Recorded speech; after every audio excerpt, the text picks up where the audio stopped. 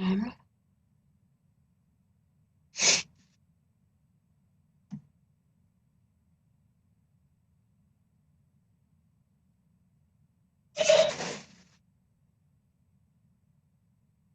Okay.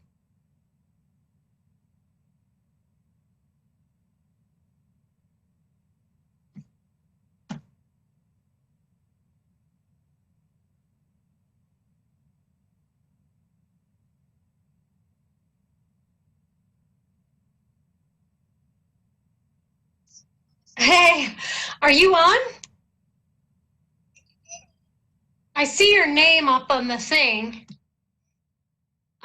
Oh, sorry. I see your name up on the thing. I just don't see anybody's images. Like,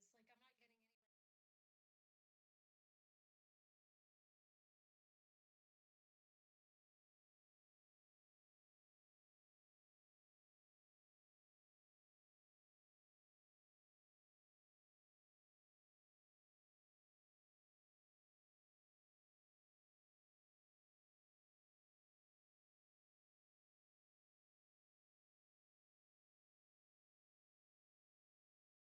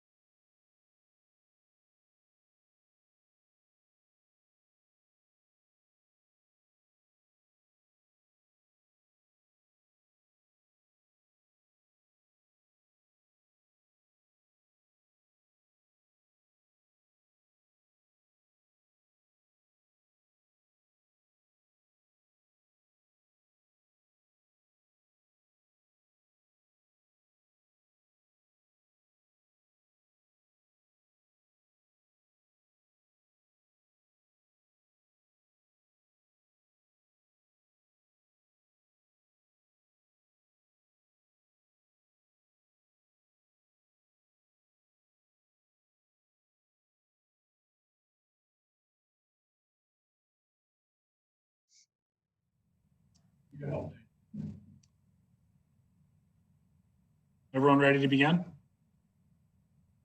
Okay, I'm going to go ahead and call this May 4th, 2020 meeting of the Whitefish City Council. This is being held remotely by WebEx. And I would like to ask Councilor Fury to lead us in the Pledge of Allegiance.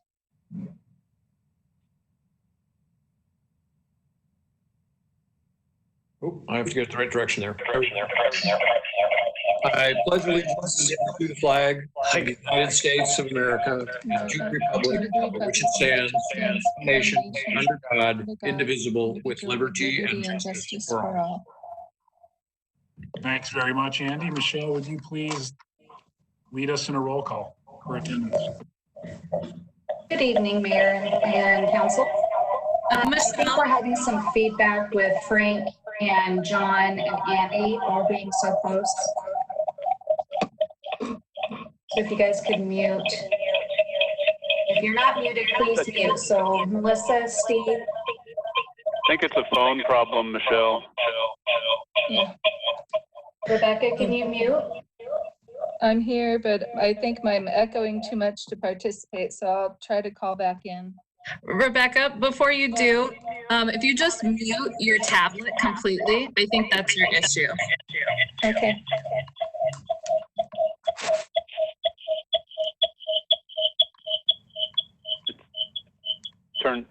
Usually you have to turn the sound off on whatever device. Not just a matter of muting the microphone. Oh gosh, you guys, let me turn this off while I do it. Okay, I need some technical advice. How I'm pressing the button, but it won't go any lower.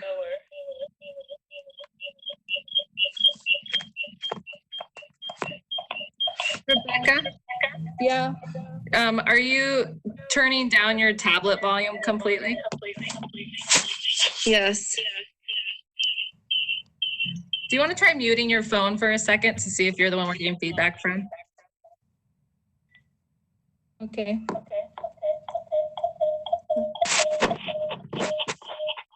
Oh, this is terrible.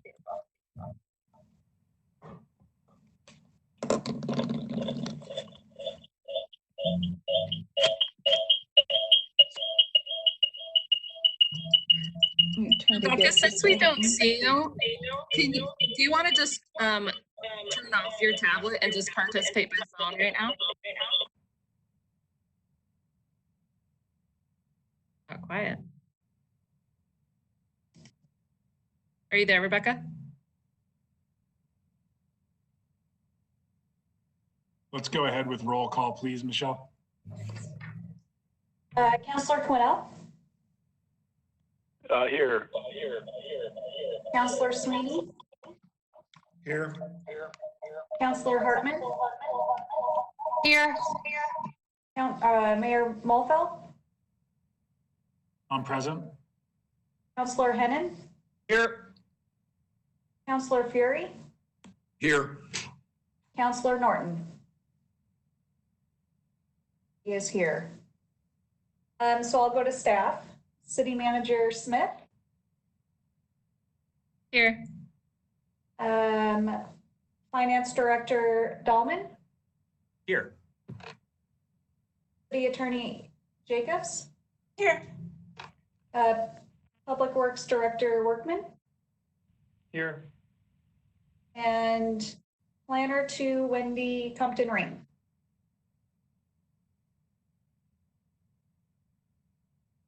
She'll be attending later. And then myself, Michelle Hauk, City Clerk, and then Chris Hunt is doing the moderator. Thanks very much, Michelle. We have two presentations this evening under item 3 of our agenda. I'm going to turn it over to Chris Hunt for item 3A and 3B. We have Hilary Hansen, and I wanted to thank Hilary for joining us this evening. She's with the Flathead City County Health Department, and she's here to give us an update on COVID-19. So I wanted to welcome Hilary, and again, thank you for taking the time to spend with us this evening. Chris, I'll turn it over to you.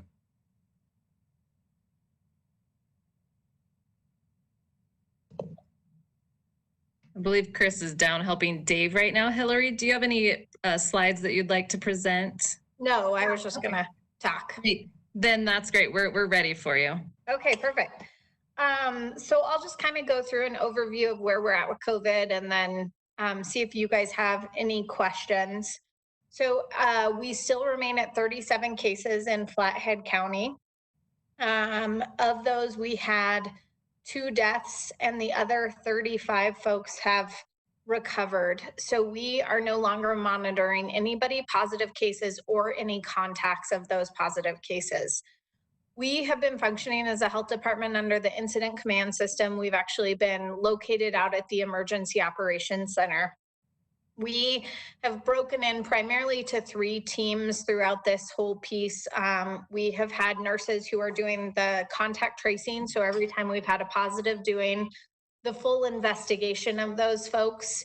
Then we've had a monitoring team. That team was calling all the positive cases along with any close contacts on a daily basis to do monitoring for signs and symptoms. And then we actually had a phone line open for any community questions. And that has really died down for us in the last kind of week or so. We've seen a decrease as we finished everybody up and no new cases. So what we've really been moving to now is looking at reopening and trying to assist the community in the reopening components of this. So as you guys have probably seen, the governor came out with 3 phases.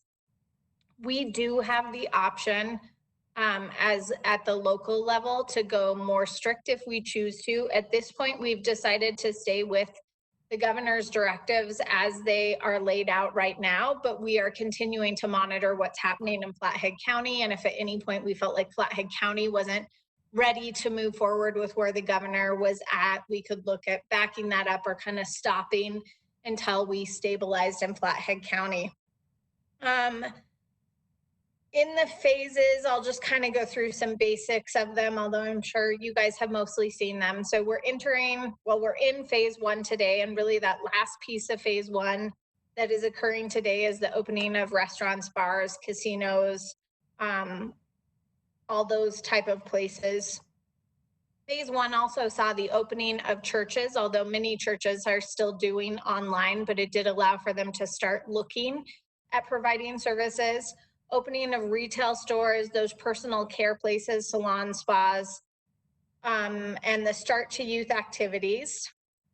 The gathering rule is that you can have less than 10 people in a gathering with no social distancing. Anything above 10 social distancing has to be in place.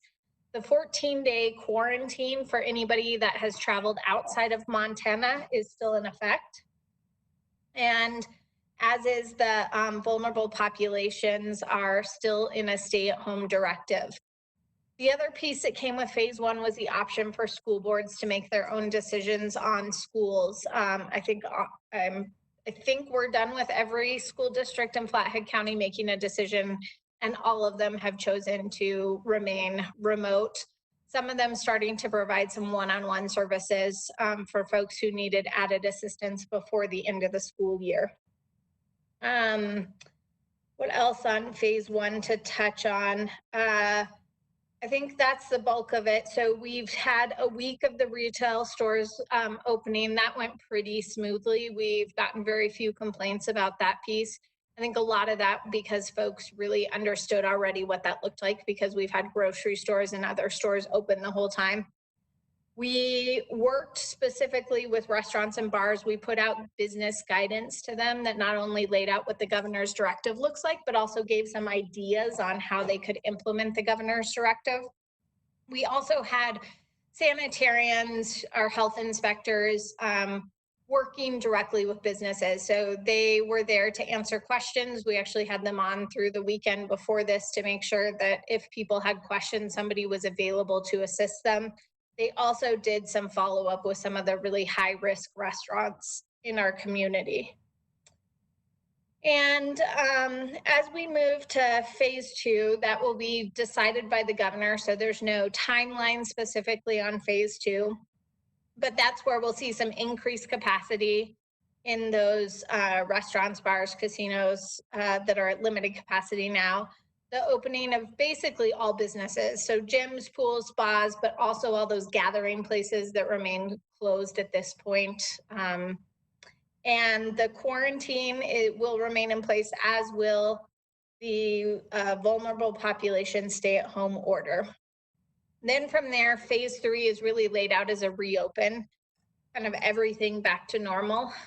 In talking with the state health department, I think we probably shouldn't anticipate that this will be rolled out exactly as phase 1, phase 2, phase 3. I think we can kind of expect some intermittent things in this process, but that remains to be seen on that piece.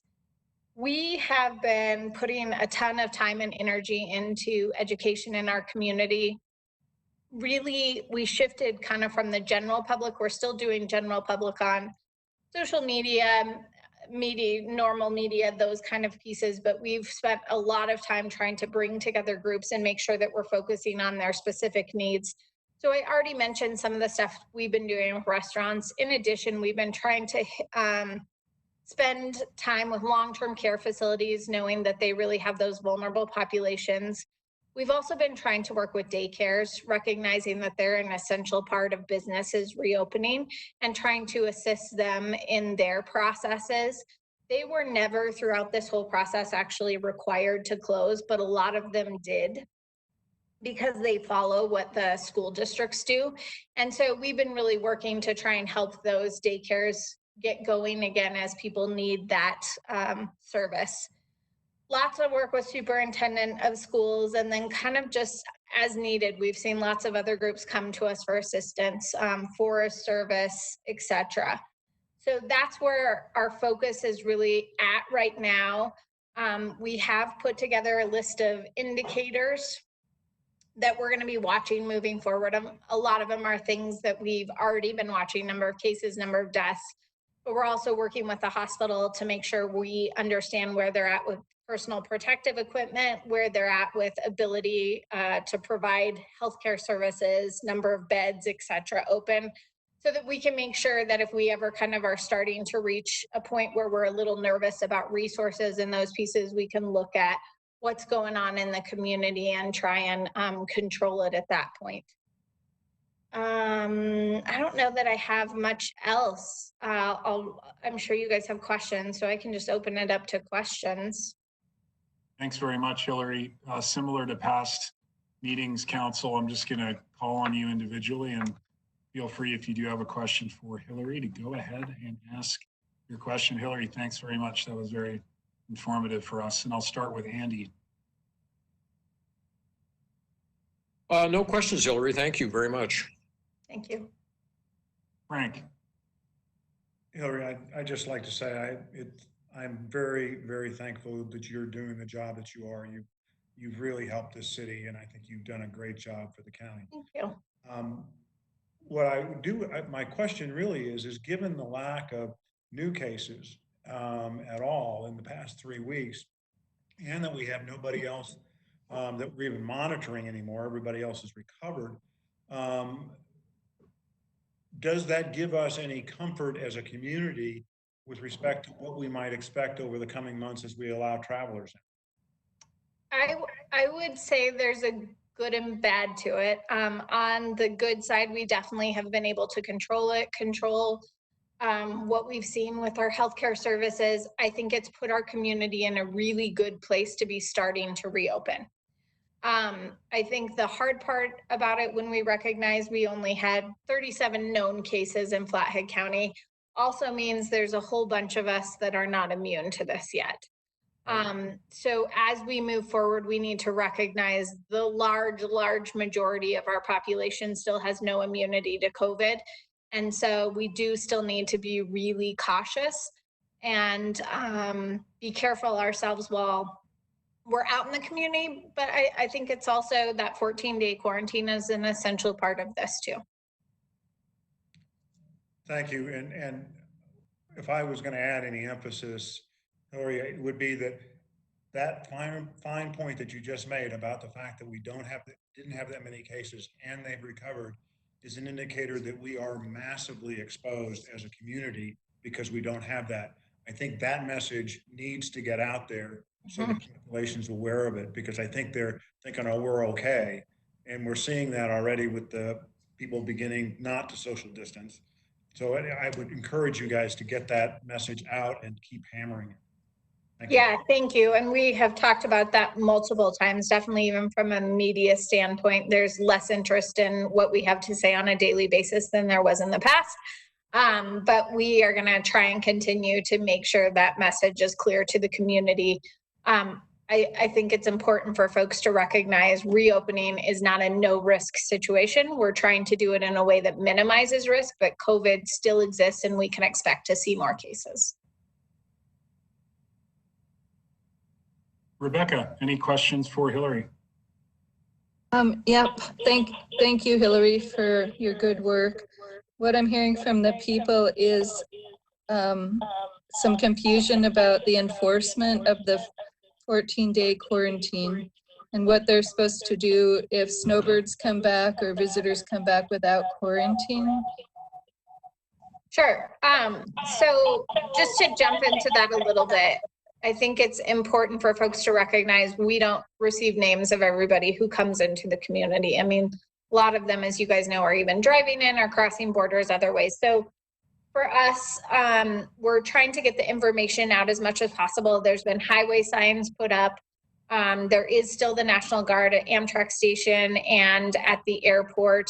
We've distributed information to hotels, vacation rentals, et cetera. All those places are also, per the directives, have to let everyone know about the mandatory 14-day quarantine. I know you guys have done some great work of getting that message out to folks too. I think first and foremost, when we look at enforcement of this, we're really trying to make sure education is the number one piece. So I would encourage everyone, as people are entering and, folks who are coming back, to make sure they know about the 14-day quarantine. I think that's the piece that's going to be most important, because not all of them are going to hit those checkpoints where they're provided the information. From there, we're doing enforcement like we've done this whole time. Recognize the 14-day quarantine is not new for us. We've had directives in place now for, I don't know where we're at, about the past 6 weeks. So we do have the ability on our website for folks to report components to us, and we'll do kind of the same piece, making sure people are educated on what the directives are. If they still aren't complying, then we do violation and moves to the county attorney's office. The 14-day quarantine gets a little tricky if we're not provided enough information. So I just encourage folks to remember that. We really need to know more than there's somebody visiting 3 houses down in a blue house and I don't know the exact address. That's a little difficult for us. So the more info people can provide, but I also really encourage people, our resources are tight during this, as are everybody's, as we're working on this, to make sure they're, having those conversations yourself and helping us educate the public. Steve. Hi, Hilary. Thank you for being here tonight. And again, thank you for the work you all have been doing at the health department. I do have a few questions. The first one is, I think one of the things that people are concerned about is they want to know, a lot of people are really following this closely, and they want to know where are the action points. I mean, you said that cases, we can assume cases will go up as we as we open things up. What is the acceptable number of cases before we have to start looking at shutting things down again? That's a hard question, and I basically don't have an answer to it. And the reason being is that we expect the cases to go up. We expect to see cases. I don't want to see new cases. To me, it's not a trigger point of number of new cases. It's a trigger point on our resources. So that's going to come with a lot of variables, including how many are hospitalized at one time versus if we just have a consistent number of folks hospitalized. That's going to assume we continue to have capability for testing, assume we have capability for personal protective equipment to still be coming in. So those are all the indicators we're looking at. What we're looking at doing right now is kind of setting up some trigger points that wouldn't necessarily bring us back, but they would be trigger points that would have us sit down and meet with Kalispell Regional and other folks to really say, do we need to make a change? But I don't have a black and white answer for you because it's so variable on so many factors, and a lot of those factors are outside of this community. Okay. In terms of resources, since we haven't had any new cases in a while, it seems like we have our resources are ready and available. Is that correct? That is correct. Yes. Number of beds and that kind of stuff. Yes. Okay. Which it brings me to another question about testing, because one of the things that seems important in opening up is having, the testing available and readily available so that we can find out who has, who's been exposed and who could be spreading this. What is our testing situation? So we have plenty of testing in the state at this point for anybody with signs and symptoms of COVID to be tested. Okay. But they have to show up somewhere with signs and symptoms? Yes, what they're saying now is basically one sign or one symptom. If your physician wants to order the COVID test, they can order the COVID test. At this point, they're considering, I guess I should say, doing some asymptomatic COVID testing to get some feel of where we're at in the community. Recognize we're not going to be recommending asymptomatic COVID testing to everybody. And the reason for that is it's literally a point in time. So you could be negative today, but you may not be negative tomorrow. And so right. it doesn't provide much information to us other than as a type of surveillance, just kind of knowing the baseline of what might be going on in our community. So that is coming. The state's working with some folks to see if they can do that, but it won't become readily available to everybody. Okay, but it's not, I mean, part of my point here is that I know of at least 3 people that showed certain symptoms early on, yep. But they weren't in an at-risk group, so they were not tested. They were just told to go home. Are we past that point where if somebody does have a symptom, they will get tested? Correct. We are past that point. Okay, thank you. And then what about tracing? If we do start seeing cases, do we have a tracing plan or resources in place for tracking down people that? Yeah, so we'll do all of that through the health department. I think the piece when we look at contact tracing, recognize that's not new for us at all. We do that with every communicable disease we have out there, whether it's, salmonella, tuberculosis. This is right in our wheelhouse in the health department, and we're used to doing these pieces. So we have nurses who are trained and available, and we've put together a whole surge plan of what we would need to do to expand that too. Okay, thank you. And then my last question is about monitoring equipment, because another thing that I know can help stem the spread as we open up is being able to monitor people as they come into businesses, perhaps take temperature, see if they have signs or symptoms. I've talked to several business owners who are standing at the door and not letting anybody that is not from Flathead County into their business. But I know that's all voluntary. Are there resources at the county health department that we could get out there to businesses to possibly have quick temperature checks if they want those kind of things at their business?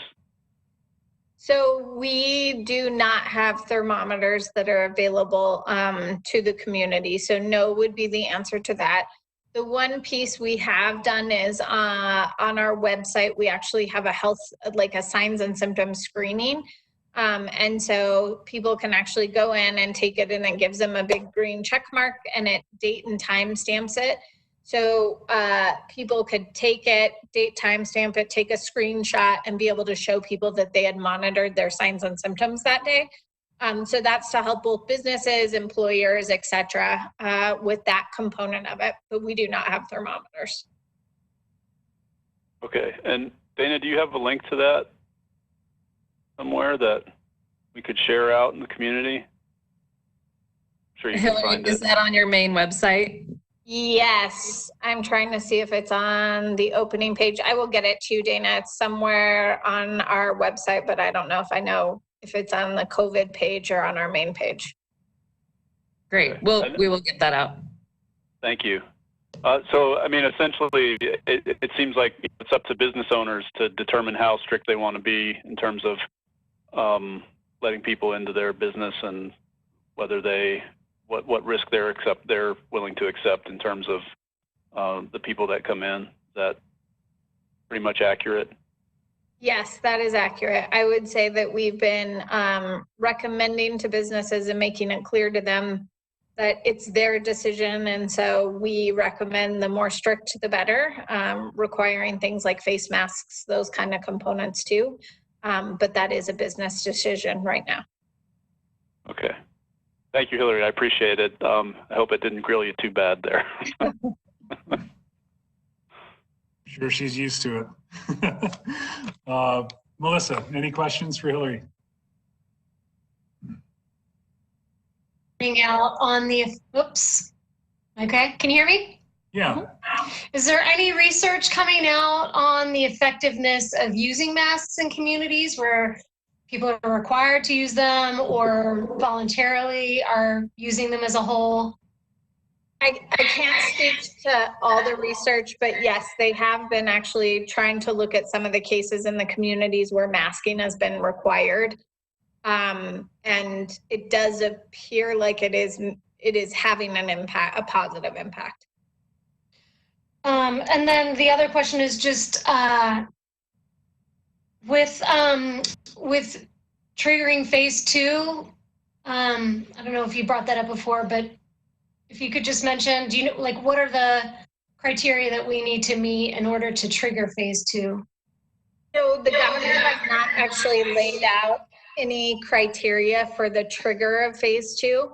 I will say that my understanding of what he's looking to do through all of this is that we would kind of go into phase 1 and then we would pause for at least a couple of weeks, recognizing that incubation period is 14 days, to see if we see new cases before we move on to another piece of this.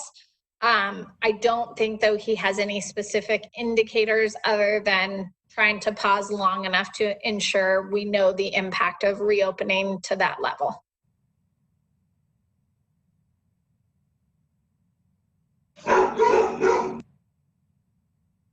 Thanks, Melissa. Brian. Sorry, is that? Can you hear me or am I muted? I can hear you. Okay, no, that's all. Thanks. Ryan. Hey, Hilary, thank you for doing this. I guess my question would be a pretty basic one, but unfortunately, I think it needs some clarification. What would you say to those people who say this is nothing more than the common flu? You know, I think for me, the big difference is recognizing immunity in our community. So when we're looking at the flu, not only do we have a vaccine available, but we also have folks who have had the flu and have immunity to different strains of the flu. What we're looking at here is something that none of us are immune to.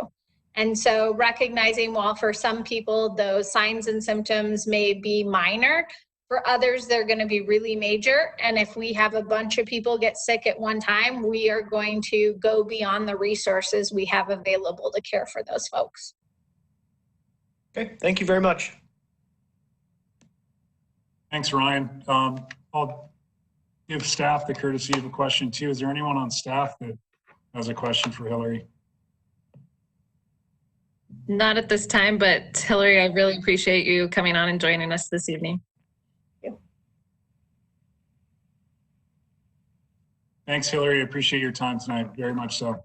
Keep up the good work. Thank you. All right. Thank you.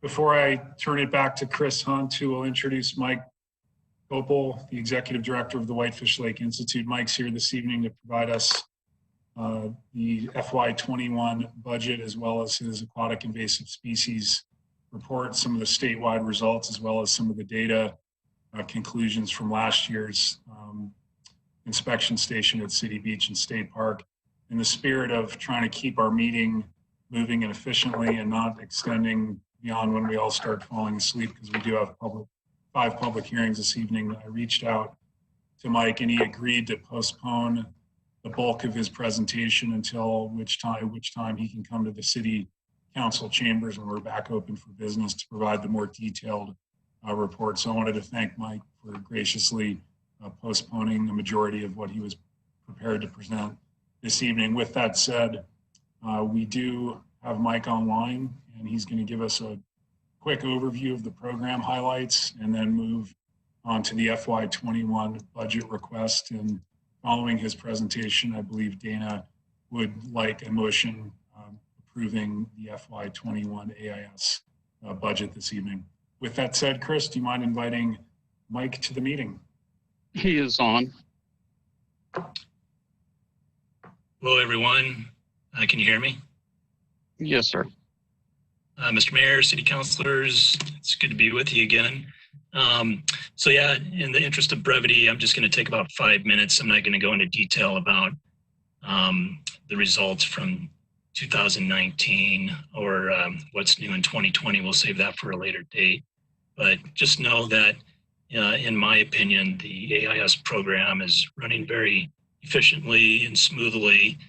It's not without a few hiccups from time to time, but Maria and Carla do a fantastic job of working with the staff at City Beach and State Park. And we're fortunate to have a lot of those same staff coming back this year to serve as park rangers or beach rangers, excuse me. So all in all, the program's doing really well. What I wanted to share with you tonight are just some of the actionable items that I would like your review on before we do meet at a later date. So I'm going to try to upload just a 2-slide presentation here. Make you a presenter here.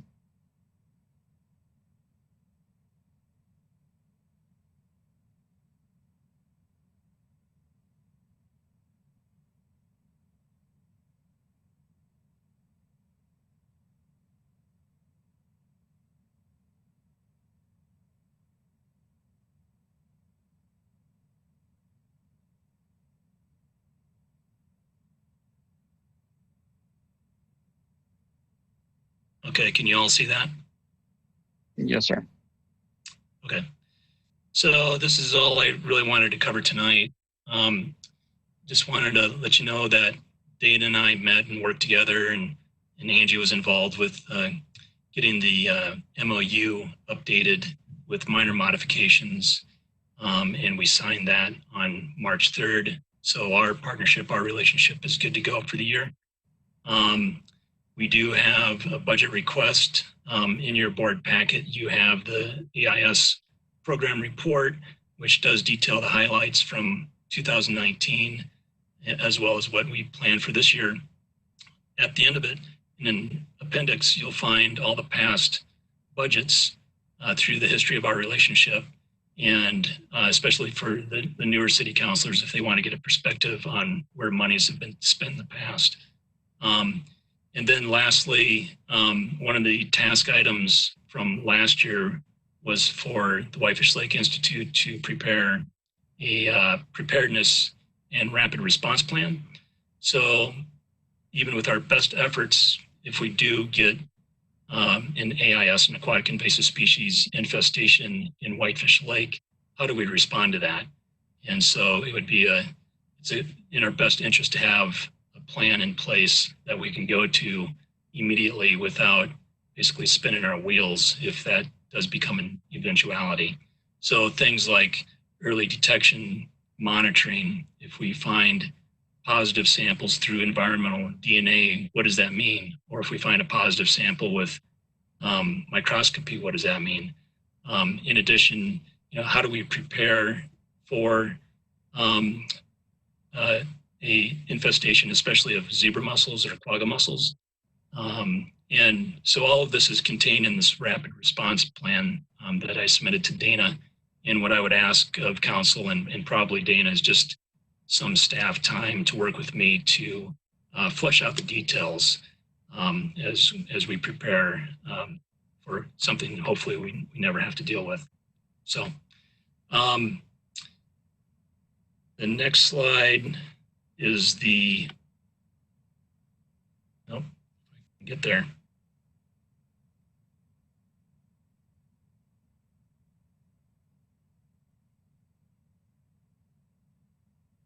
Chris, help me out. How do you forward a slide? It should just be like you would normally. Are you using PowerPoint? Yeah. It should just be page button or.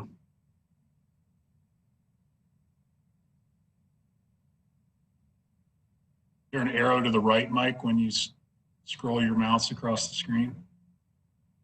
No. Or the keyboard arrow?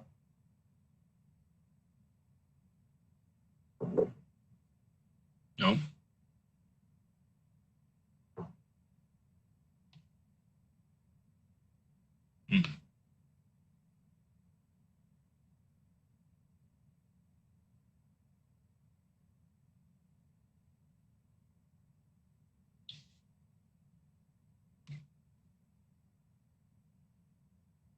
No, I don't have anything.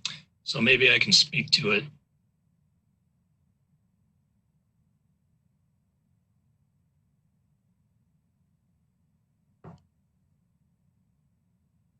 So the fiscal year 21 budget request has been pared down quite a bit because city staff does most of the work with this program now, with coordinating and staffing there for City Beach and State Park. The only involvement of the Whitefish Lake Institute on a day-to-day basis is basically we own the decontamination station and provide materials and any maintenance, and we basically help out where we can. But so moving forward with the 21 budget, we would like $1,000 for continuing Beaver Lake Eurasian water milfoil monitoring and control. This includes suction dredging activities. So the only bad news from 2019 was that we found some more Eurasian water milfoil plants in Beaver Lake. But the good news is that the state conducted a law review and determined that Montana Fish, Wildlife, and Parks could manage plant species. So as it relates to aquatic invasive species. So they have now taken over the monitoring and control activities at Beaver Lake, and the Whitefish Lake Institute is in an assist category at this point. So we have the suction dredger, we show up, we provide assistance, we're out on the boat assisting the divers, and that happens twice a year, most likely. We also installed some bottom barriers last year right at the boat launch to choke out the existing plants. And we still maintain a turbidity curtain near the outlet of Beaver Lake so that we don't get any downstream drift of plant fragments. We are requesting $4,500 for the eDNA sample and analysis again this year. So this is early detection monitoring so that it can inform us if we do have an infestation and we can respond quickly. And then $500 for a snorkel survey of Whitefish Lake that we've been doing for a number of years now. And lastly, $1,000 for program administration and reporting. So basically putting the report together, working with city on miscellaneous tasks, grant writing, that type of thing. And so that's a total of $7,000. So that's a decrease, I believe, of $2,000 from last year. And then I wanted to let you know that we have a cost share for the program at the Whitefish Lake Institute. And that includes, according to the MOU, we contribute $15,000 towards staffing for the personnel. We have staff time for working, making the decontamination station operate and we maintain it. We have fuels and supplies, winterization of the unit, insurance. So basically our total project cost share comes out to $19,700 a year. So tonight, what I'm requesting is that you consider the fiscal year 21 budget. And that's all I have for you until we meet again. Thanks very much, Mike. Hopefully that's not far down the road here, because the work you're doing alongside the city is very important. It's important that we message that out to the community, and I think the future forum will allow us to be more effective at that versus remotely. So thank you very much for your time tonight. I'll quickly run through the council and see if there are any questions for Mike. Andy? No questions. Thanks, Andy. Frank? Mike, is there, in your view, given what we've seen this year already in terms of the several boats that have been publicized coming into Montana with invasive species on their hulls and things like that, do you think we're at any more risk this year than we have been in the past?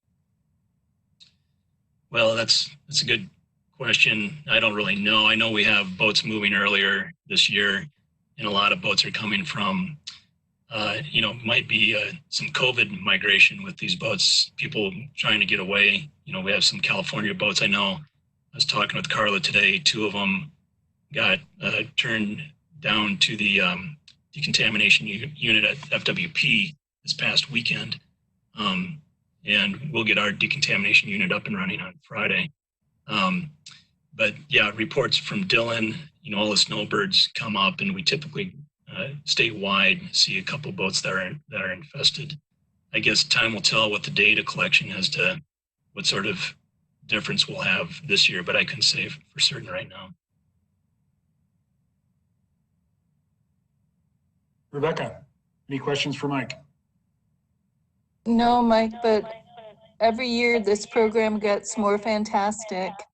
Thank you so much. Yeah, thank you.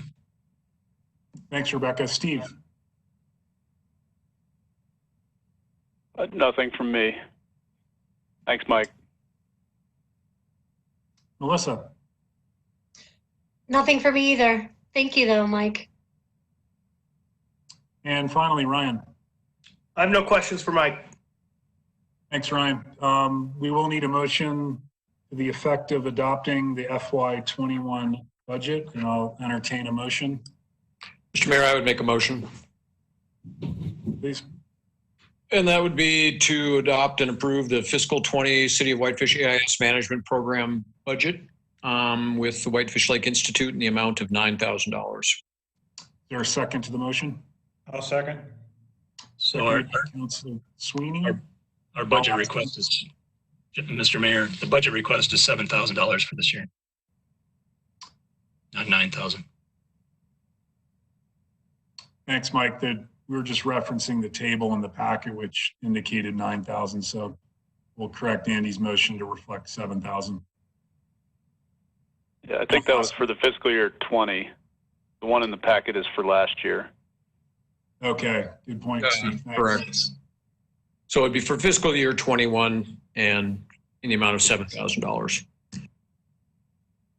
Thanks, Andy. Thanks, Mike, for the clarification. And I'll ask Michelle to call a roll call, please.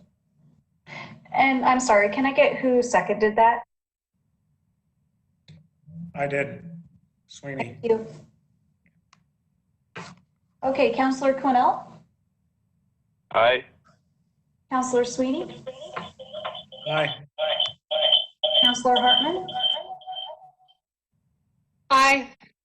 Councilor Hennon, Aye. Councilor Fury, Aye. Councilor Norton.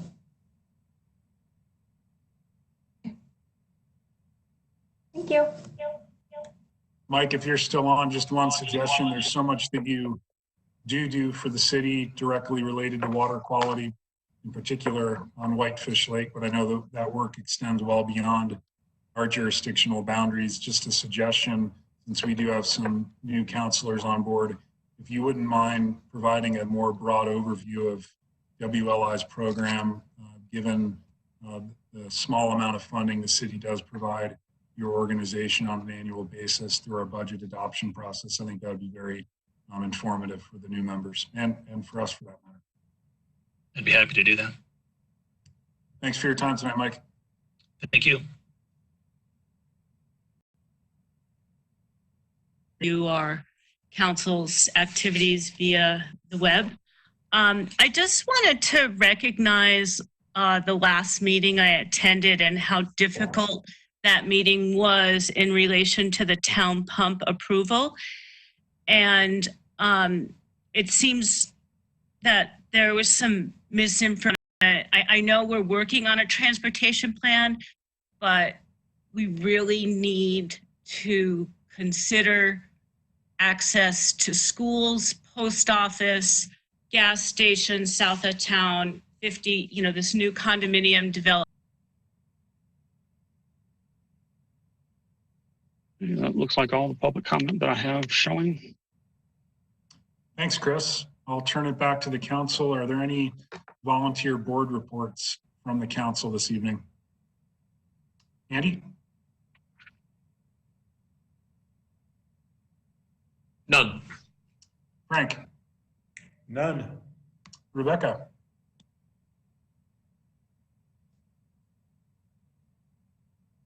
Steve? Nothing. Melissa?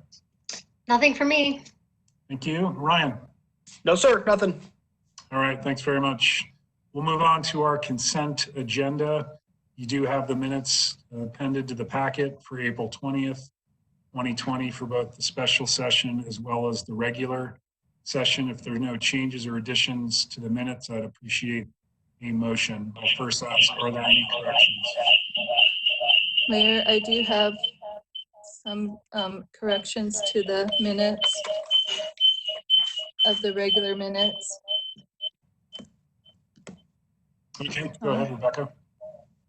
Okay, I emailed this at the 12th. Aye. Counselor Norton? Aye. Thank you. Did get is the 401 type, which requires a conditional use permit from the city because it is just a bar license. There's no environmental constraints on that particular site. With regard to parking, I'm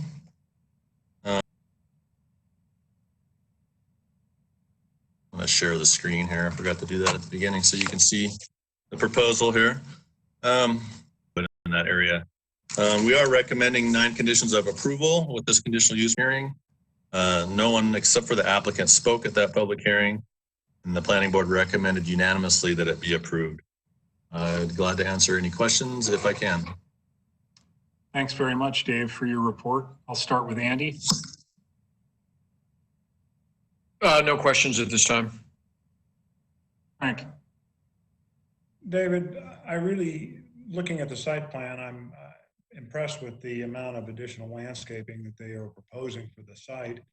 How do we ensure that what we're being presented here actually takes effect when building permit is issued, so that they're required to, in fact, do what they say they're going to do here? Well, it's like any proposal, we review their landscaping plan, make sure it requires with the code when they submit their building permit. And then that becomes a function of, our review when they complete the project to make sure that all the landscaping is put in as recommended. And there are some times where it's winter and they can't put on all the plants, and we require bonding for the stuff that they can't do, so that it makes sure it does get implemented in the spring or whenever they can. May I follow up, Mr. Mayor? Yes, sir. David, I guess that I understand what you just said. What I'm perceiving, however, is that what our landscaping chapter might otherwise require, they're going far or proposing to go far in excess of what that is. And I like that concept, and I want to commend them for doing that. What I want to do is ensure that if that's important to me, it would be important to the community to know that they're going to do that. How do I ensure that that happens? Well, again, since a conditional use permit, one of the condition number 1 states that the project must be compliant with the site plan submitted, and that landscaping is shown on the site plan. We can only require up to what's either required as a condition or what's required under our zoning regulations. But that condition does say that this project must be consistent with the site plan as submitted. So we're going to assume that the trees and all the landscaping they showed are going to be implemented. So we'll try to hold them do that as much as we possibly can.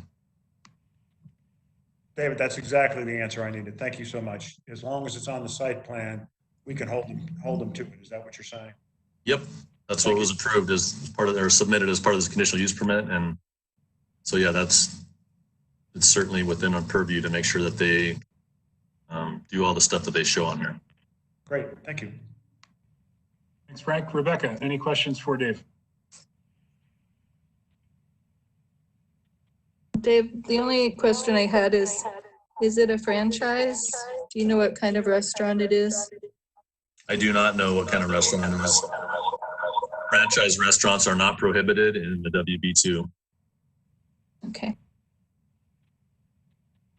Steve, any questions? Yeah, Dave, just to clarify, the other things on the site plan here are things that are permitted uses in that zone. Is that correct? Yeah, that's correct. And they're accessory to the use. Like, you know, we've never required conditional use permits for those small coffee kiosks. They're going to, at some point, put one of those in there. And the car wash is actually, you know, associated with the use of the building, and the signage is on the building as part of that. So we just consider that an accessory use. So they don't require an conditional use for that. It's just something they can come in later and get a building permit for. We'll just make sure that it meets our requirements. Okay, thank you.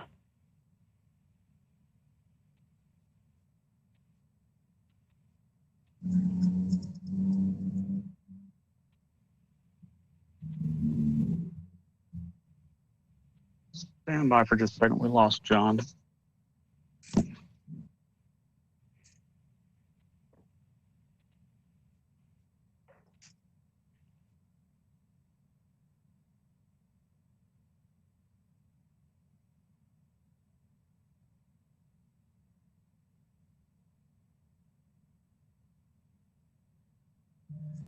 Mr. Mayor has been temporarily suspended from the meeting, I guess. He's asked me to step in here and at least lead a little bit. Are there any more questions for Dave from council? None from me, Frank. None for me. None for me. Great. Then I'd like to turn it back over to Chris for opening it up for public comment and starting off with the applicant for this particular project. Thank you. That should be Aaron Wallace. I apologize to the public and council for this. We've got a few glitches here. I think our monitor or our monitor will be back at his spot where he can manage this in just a couple of minutes. So we'll take a short break. Okay, we're going to, for purposes of the public, so you know, we're going to take about a 4 to 5 minute break here to see if we can correct these problems. So thank you.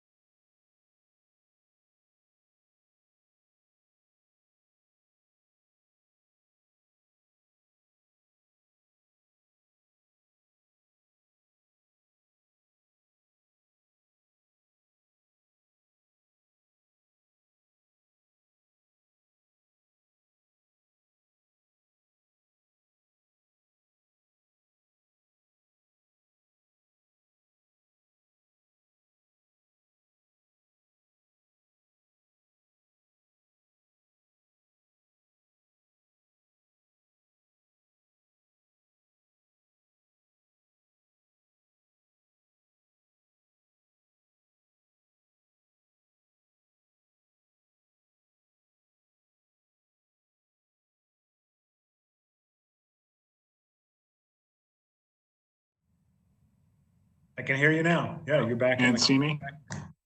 I can see you both. Yeah, you're good.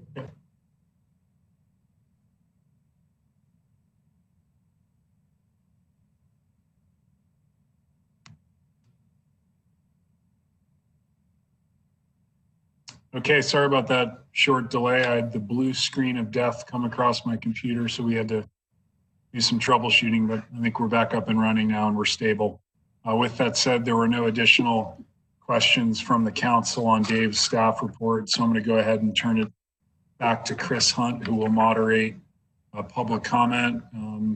As we do, we'll start with the applicant, and again, if I could ask the applicant to please limit his or her presentation to 30 minutes. I would certainly appreciate it in the spirit of time this evening. Thanks, Chris. Okay. And Dave, do we have the applicant's name? Yeah, that would be Aaron Wallace. Okay, let me see if.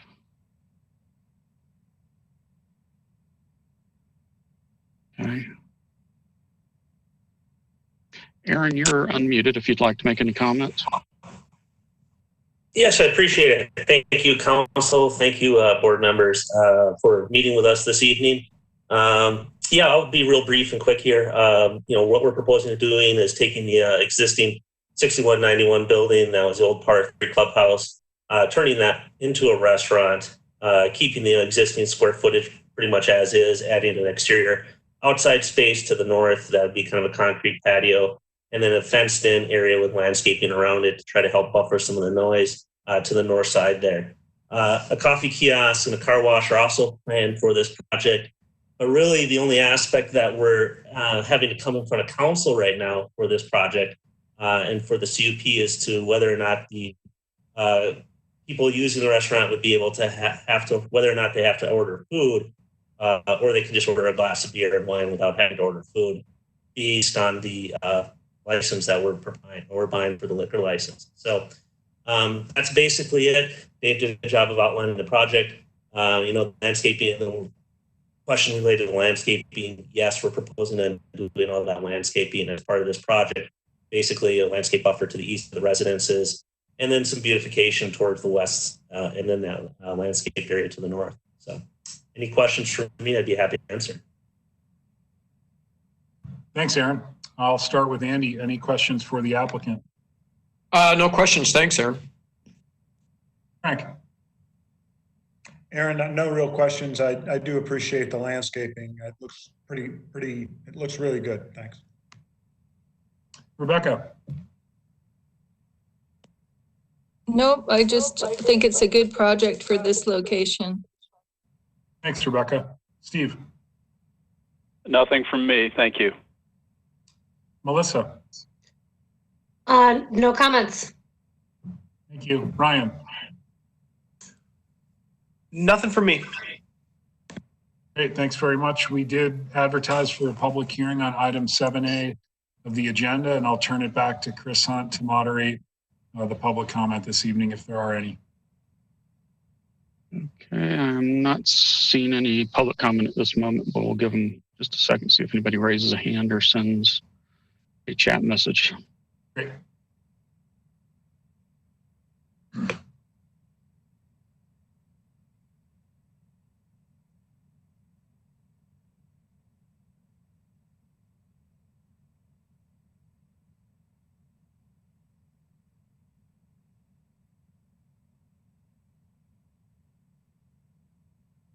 And seeing none. Thanks very much, Chris. I'll go ahead and close the public hearing and turn it back to the council for a motion, please, one way or another. Mr. Mayor, I would move to approve. Hold on, I got to get the thing up in front of me so I know what I'm approving here. I apologize.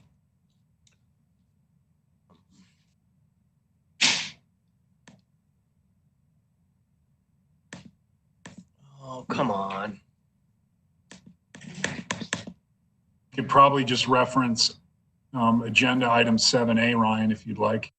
Okay. I would move to approve agenda item 7A. Ryan, is there a second to the motion? Seconded by Councillor Quinnell. Would you like to speak to your motion, Ryan?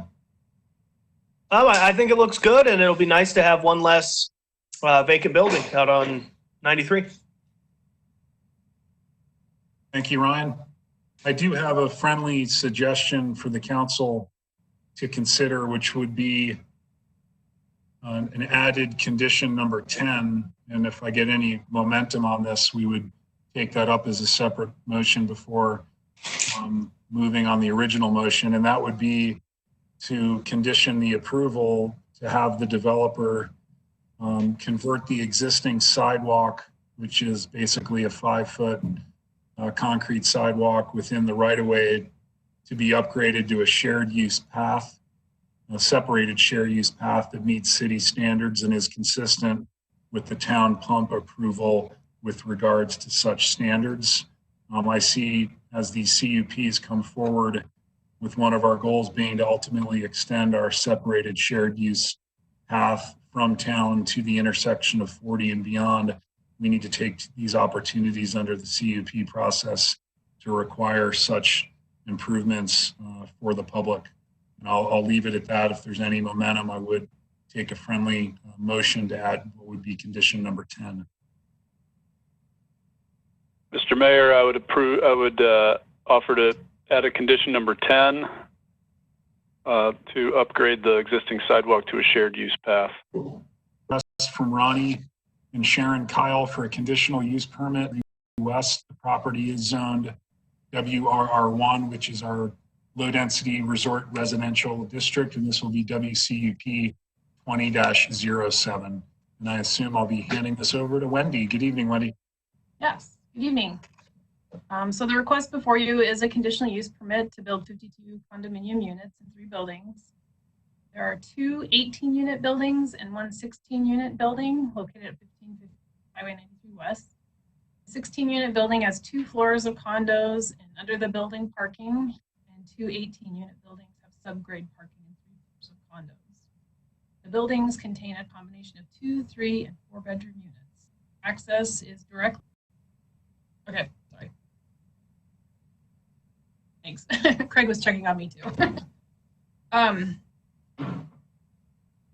So again, access is off of Highway 93 West, and there's a large roundabout to slow traffic down as it enters the project and access under the buildings. The buildings are designed around a central open space, which contains a clubhouse with resident amenities, including barbecues, hot tubs, a grassy area, and a paved plaza space. The open space and buildings were designed around a very small wetland that's centrally located in the open space area. And then finally, around the open space area, you'll note a large sidewalk that loops around the entire open space area, connecting all the buildings out to the highway.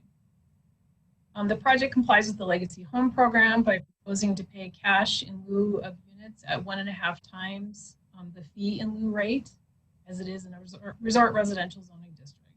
The applicant is using incentives through the Legacy Home Program, including additional building height, density bonus, and reduced parking. Property is 4.47 acres. It's currently developed with a single family home and several outbuildings that will be removed as part of the project. The project is surrounded by residential uses and the golf course to the north. The zoning is low density resort residential, that's our short-term rental zoning district, and has a growth policy designation of resort residential as well. It's served by all public services and facilities. A sign was located on the property on March 24th. We noticed adjacent landowners, published a legal in the paper, and noticed advisory agents. We did receive a couple of comments. Folks were concerned with traffic and the density, and I believe Michelle also has a comment that she's going to read into the record during public hearing. We review conditional use permits according to the criteria and the zoning regulations. The first one is growth policy compliance. The proposed use does comply with the growth policy designation of resort residential because it's on WRR1. It's also implementing other aspects of the growth policy, including protecting environmentally sensitive areas. It's compatible infill development and providing a fee in lieu of housing for Whitefish's workforce. Their compliance with zoning, they are providing adequate parking. They are using one of the reductions in parking. The zoning would allow, the Legacy Home Program would allow allow them to reduce their parking down to 97 spaces, but they're only reducing it down to 112. So it's a 2.15 spaces per unit versus 2.3 zoning regulations. Hey, Wendy, we're still having a hard time hearing you. At least I am. I think what's happening, Wendy, is your paper is covering your microphone. Oh. I thought the microphone was up here. Oh, The phone thing. Just click on the screen somewhere. Sorry. I promise we're 6 feet away. Oh yeah, this one? No. you may just need to lean into it real hard and talk. Whole thing, and then click audio connection. Call me. Put your number in.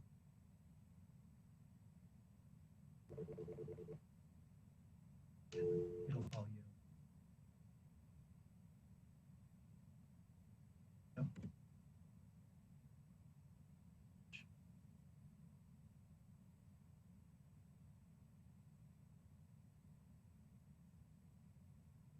Oh, you're on Do Not Disturb. Sorry. Oh, I think I do it again. Okay, it's thinking though.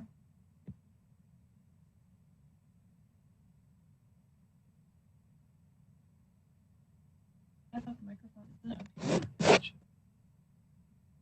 So undo it.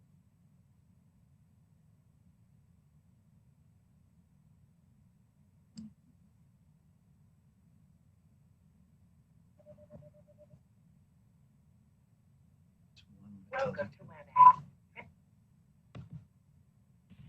Can you hear me? Oops.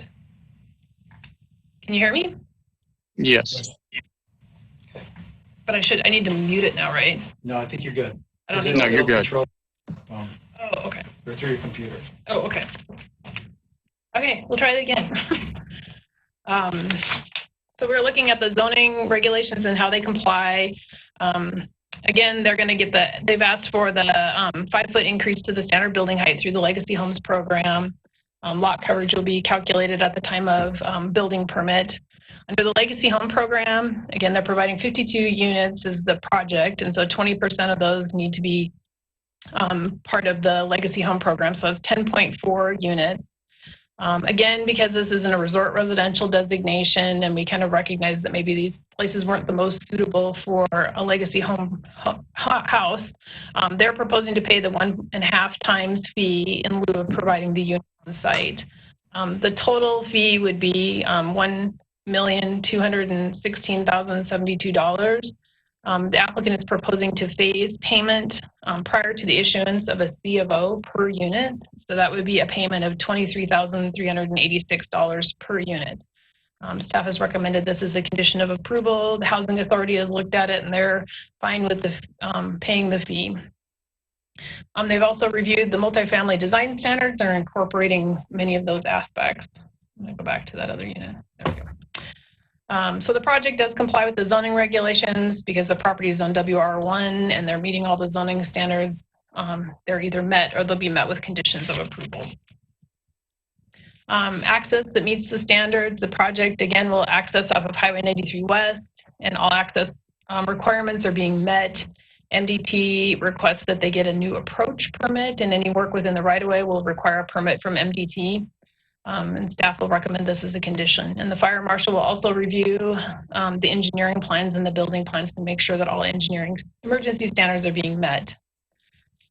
Under environmental constraints, there is a little bit of topography with this property, and there's sort of a high area towards the back, and the applicant is taking advantage of that by providing the subground or subterranean parking area.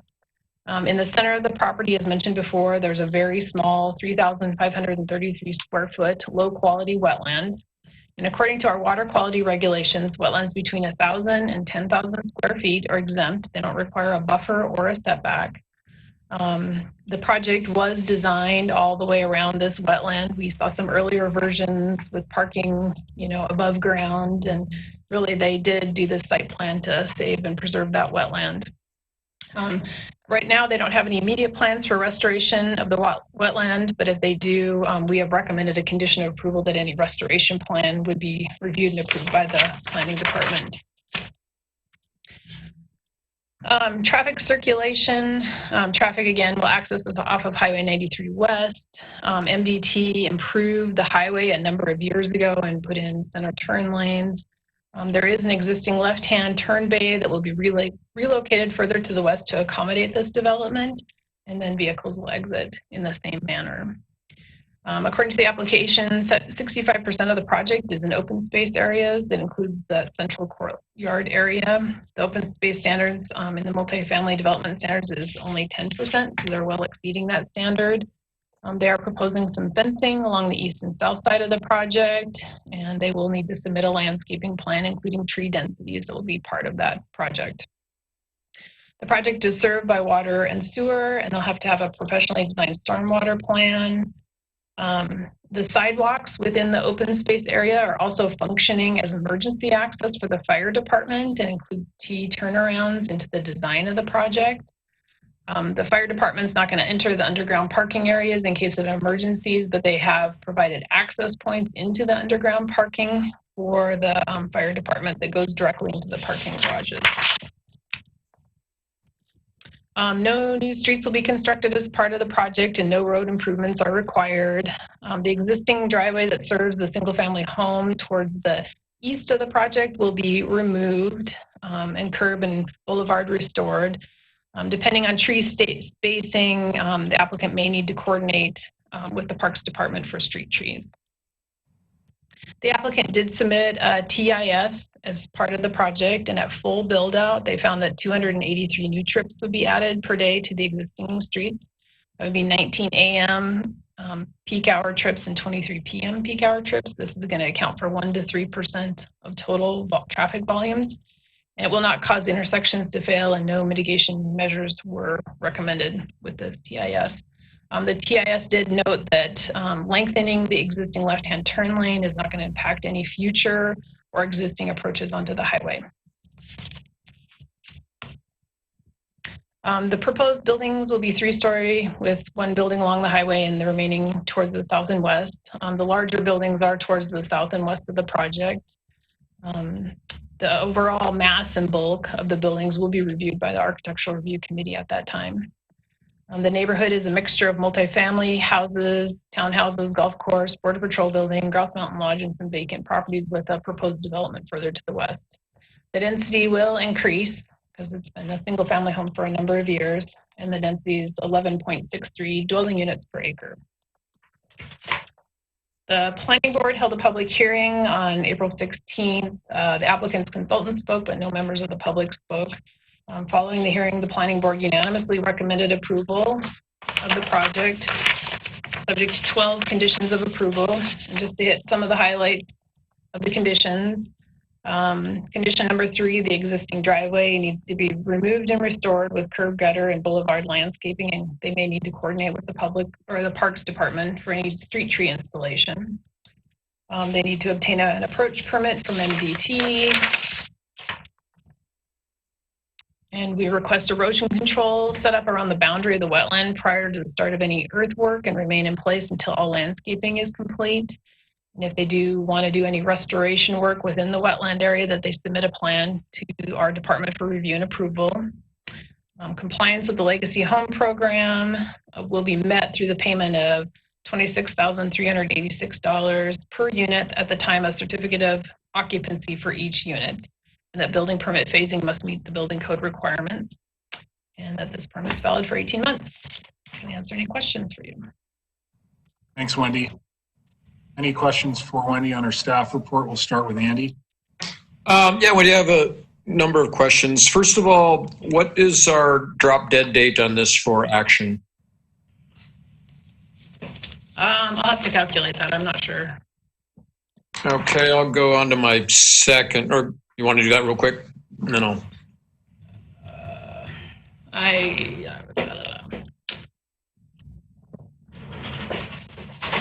don't have that written down, so I'm not sure. The application was submitted on March 2nd.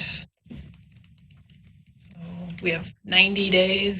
So it would be March, May, June, maybe June, early June. Early June. Okay, thank you. Next question. and this is typically the way we always do this in conditions of approval, but I don't know, for some reason, this one struck me, knowing that there's a lot of site work to be done on that particular site, that in condition 2, we talk about construction, excavation, grading, and all those other things, but yet we don't get around to dealing with trees until a building permit is issued. And I'm wondering, should we take a look at tree retention a little bit prior to the building permit? Because there can be a whole lot of trees come down prior to that. Would it be better to move that up to condition 2, I guess, to submit a tree retention plan? At the same time, we look at construction, excavation, and grading plans. And they did submit a plan. It's one of the pages in the packet showing which trees that they, kind of areas of trees that they're going to be saving. Right. Let me see if I can find that page. It was kind of near the end of the packet. But we certainly could, have them fence those areas off. That'd be a good question for the applicant to talk about how they plan on saving those trees during construction. Yeah, I guess that's my concern. It's like, obviously they're going to have that tree retention plan, but if they suddenly start digging them all up to put a sewer line in or something, and that sewer line could have been shifted a little bit, then we should have done that at that point rather than waiting for a building permit. Then my third question is regarding the certificate of occupancy for the buildings, and then ultimately the payment to the Whitefish Legacy Homes program. I'm assuming certificate of occupancy would probably be by building. Would I be correct in that, or is it by individual unit? Yeah, and I think the applicant can probably visit about this as well. They had a pretty good long discussion with the building official about doing a certificate of occupancy for the structure, and certain aspects of the structure need to be in place, but then they would do another CFO per unit. And so that's where the per unit fee comes in. So then go ahead. Fran's on the line. She's the architect. I know her and Tad had a pretty long discussion, and she could describe what those different things would be. Yeah, because my follow-up to that would be, in the event that we hit a soft market and we've got 12 units that are completed and we don't get any payment on that because they don't request a certificate of occupancy to be issued until they actually close the sale on the individual unit. So, but it wouldn't be the sale of the units, it would be the certificate of occupancy when the units could be occupied, not when they're sold. Correct. Well, I think we may want to clarify that a little bit. That's just my own thing. So anyway, thank you. That tree preservation plan that was submitted with the application is on page 155.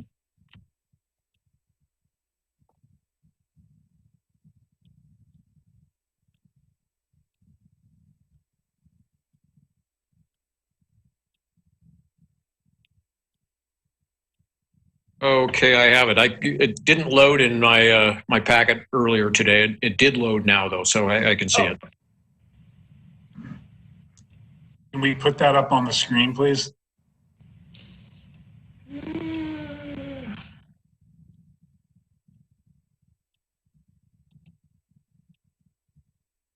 do I do that?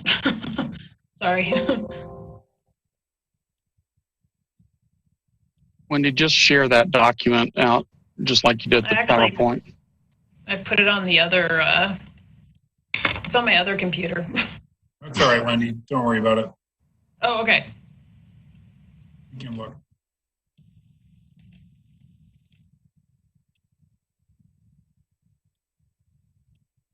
So is my PowerPoint up, the site plan? Yes. Okay. And I have a couple of other site plans too, if the council is interested. Chris, I can share that if you let me. Okay. Give me just a second and I'll pass the ball to you.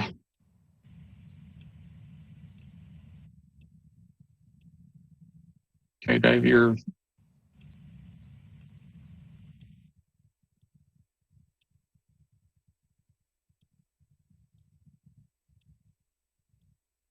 it's all yours, Dave.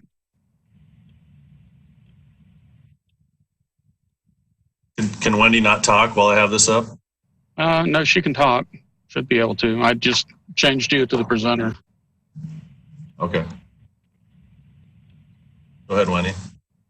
Oh, I don't have anything else to add, just that these are the areas that they identified as tree protection areas during construction. And I bet Eric could talk a little bit more about this as well when he has a chance to visit.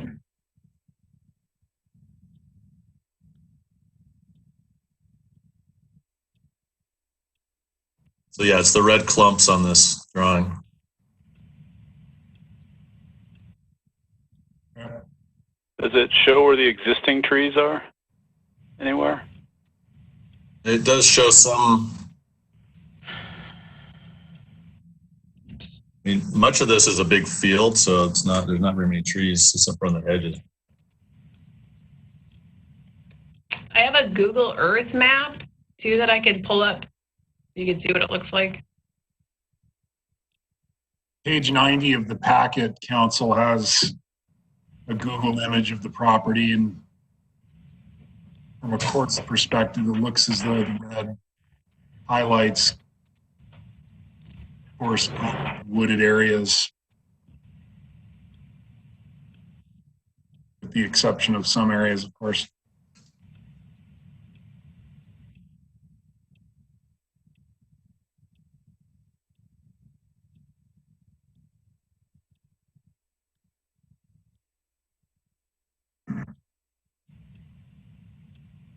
Andy, did you have any further questions? No, thank you, Mr. Mayor. That's it for now. Great, thanks. Rebecca. Some questions. One of the, sorry about the echo. When we approved the adjacent development that I thought was a part of this, there was a lot of drainage issues at Pie, and they were going to deal with it with swales. And I'm just wondering if we have underground parking and then we go to build out that additional development, which has already been approved. How will we protect those parking areas from having water encroach? I mean, Wendy, do you know what I'm talking about? Yeah, you know, the applicant described what it was that they were going to do. So maybe they could, at the planning board, they described, so maybe they could describe this for you as well when they get their chance to talk. One other question I had is, to me, this seemed like a really good standalone legacy project because we would get 10 affordable housing units, and there's no opposition to speak of a couple letters, no issues with traffic going through historic neighborhoods, and I'm just wondering why that wasn't recommended, since we're trying to have this inclusionary zoning be part of every project with all levels of development. So the Legacy Home Program recognized that there were certain areas that wouldn't be conducive to affordable housing, and areas that had a greater preponderance of short-term rental, high homeowners association dues, distance from services were all areas that we didn't expect to see any legacy homes. And that's exactly what this particular project is, you know, condos with high homeowners association dues in a resort residential area. It's just not, you know, the most ideal location. So that's why we provided an opportunity for folks to pay for the fee in lieu at 1.5 times the rate.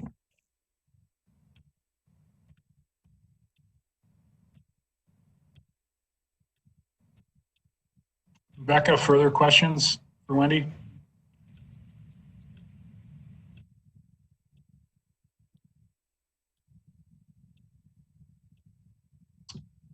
Rebecca, I think you're muted. I just asked if you have Okay. any further questions. Yeah, I was just surprised that we wouldn't pursue trying to get 10 affordable housing units if we could, with every opportunity. So that's why I just was wondering why this decision was made. Thanks, Rebecca. Further questions? Mr. Mayor, I've got a couple, if I might. Wendy, I did not see architectural review at this point. No. Okay. They need to get this land use permit approval first, and then they go to architectural review. Okay. And then on the TIS, I mean, given the numbers of units in there and the numbers of bedrooms that are in there, how accurate do you get a sense of their trip generation is based on what they presented? Who did the TIS on this thing? Because just certainly at any high, what I'll call high season use of that facility, you could easily see there being 100+ cars in there. Yeah, that starts on page 122 of your packet, and it's Bob Abilene that did it. I mean, he does kind of all of the traffic studies that we see. I don't think we saw anything unusual about what he proposed. The numbers just seem low given the numbers of units and automobiles that'll be associated with that facility. That was my question. I don't know if Craig has anything to add. I know he reviewed the TIS as well. Excellent, thank you. Thanks, Frank. Melissa, any questions for Wendy? Thanks, Steve. Sorry, I skipped you there. It was Fran, and then who was the other person? And fortunately with Eric, we're getting some feedback, which I have no control over. I don't know if anyone wants to start or if you would like me to roll through some of the items. Why don't you go ahead and roll through some of your items, and I'm sure that will prompt some questions of the council before we go to the public hearing. Okay, well, thank you, Wendy, for addressing some of the major comments. I did jot down some of the questions that were requesting some additional follow-up. In regards to the trees, we allocated a plan for an intent to salvage as many trees as possible. I think, as you can see by that landscape plan, Wendy, if you can pull that back up, that the goal is we understand means and methods of construction. We will certainly do our best to salvage everything we can, but you can see that our new proposal is essentially to replenish this area with a significant amount of vegetation. Any further questions in regards to the trees? Council, any further questions? Okay. The other question that was out there was around the certificate of occupancy and time of payment. We worked hand in hand with TAD and went through a number of scenarios. Essentially, the concept is, I know there's maybe some confusion out there at time of sale versus time of occupancy. And essentially, it will be when the building is allowed to be occupied or the certain units, the cash in lieu fee would be submitted at that time. So the thought is that it'll be approached and sequenced a number of ways throughout construction, but ultimately, life safety measures will be in place, aesthetics, proper infrastructure will be in place to support those occupancies at that time. Any further questions around the cash in lieu and time of certificate of occupancy? I've got one, Mr. Mayor. I'm just a little bit of a concern here. Certificate of occupancy would or would not be issued if the unit in particular wasn't what I'll call properly finished out. I could see a situation where a project like this might be, various units might be held pending a sale to a buyer who would specify the specific finishes in that building and wouldn't otherwise, or in that unit and wouldn't otherwise be able to be occupied or get a certificate of occupancy. So it would lend itself in some respects to no certificate of occupancy being possible in those units until such time as there was essentially a sale. Am I missing something here?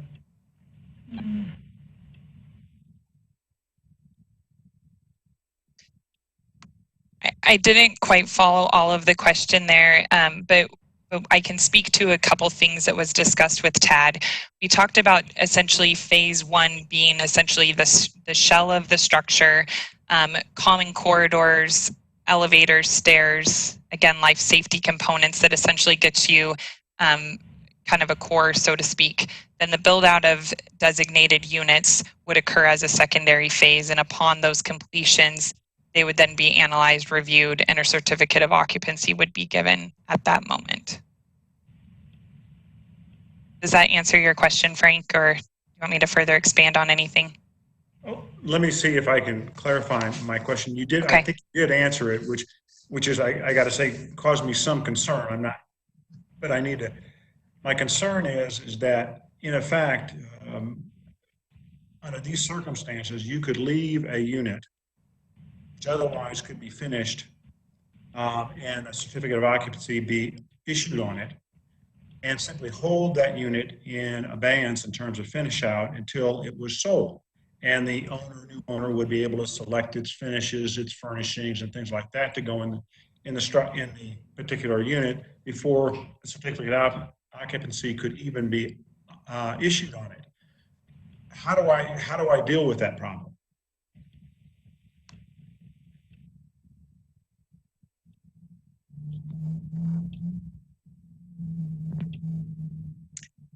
I guess I don't have a direct answer to that, other than I think the goal is to finish these out holistically when possible.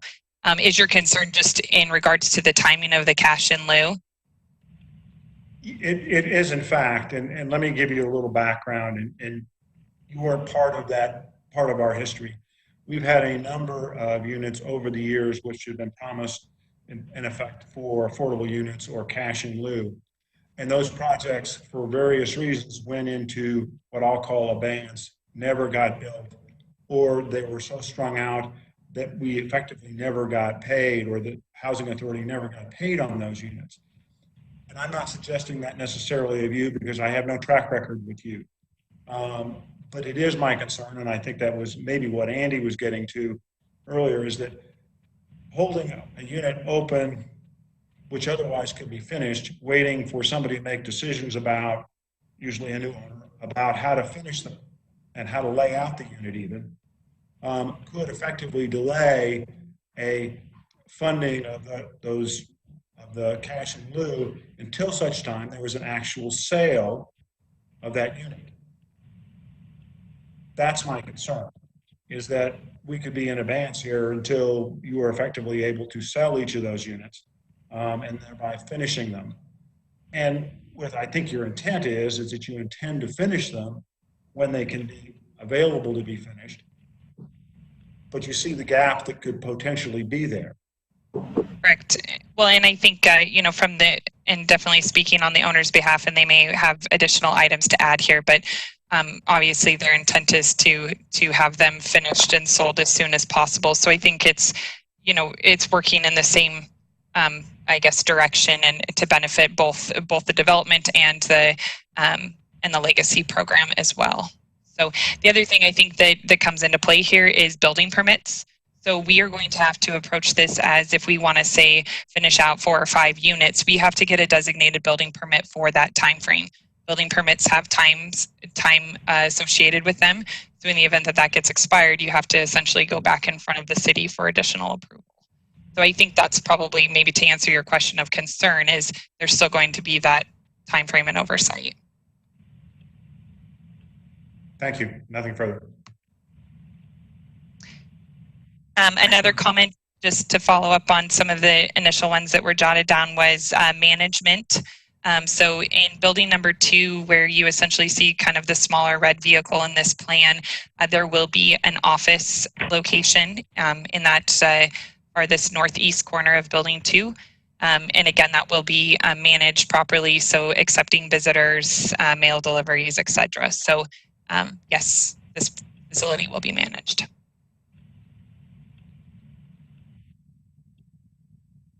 Any additional comments from the applicant or questions from the council for the applicant? Not seeing any, we'll go ahead and does the applicant have further presentation information, or can we move on to the public hearing? Please feel free to move on.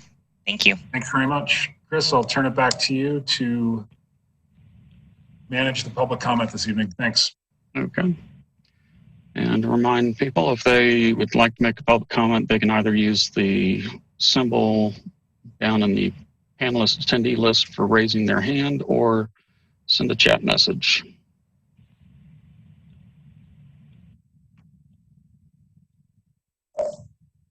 John, while we wait for somebody to raise their hand, I do have one comment that I can read that we received.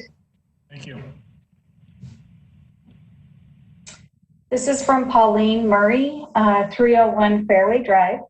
She just has a few questions and concerns about this project.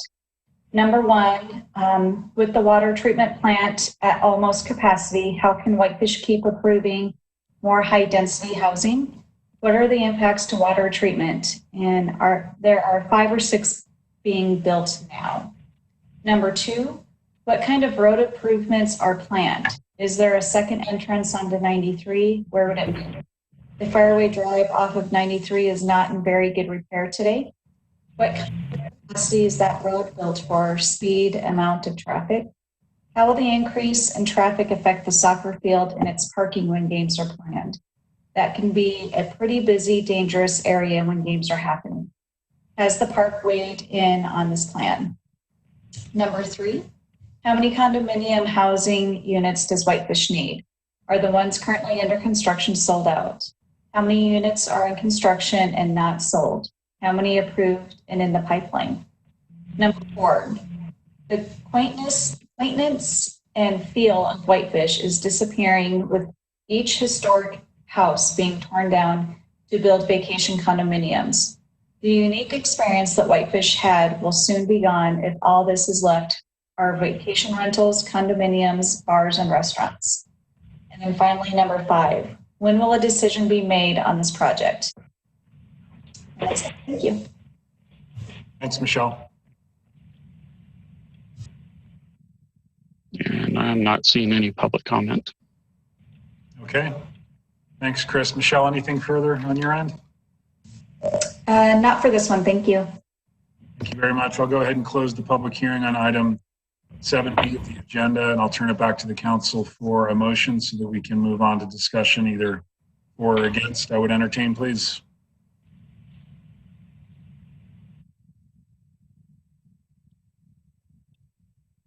Mr. Mayor, I'd like to make a motion. Thanks, Steve.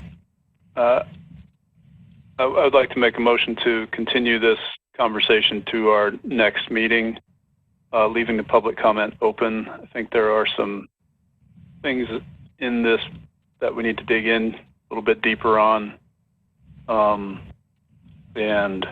Anyway, let's that's let's my see motion. if we get a second first, then you can talk to your motion, Steve, please. Thank you. Is there a second to the motion to postpone?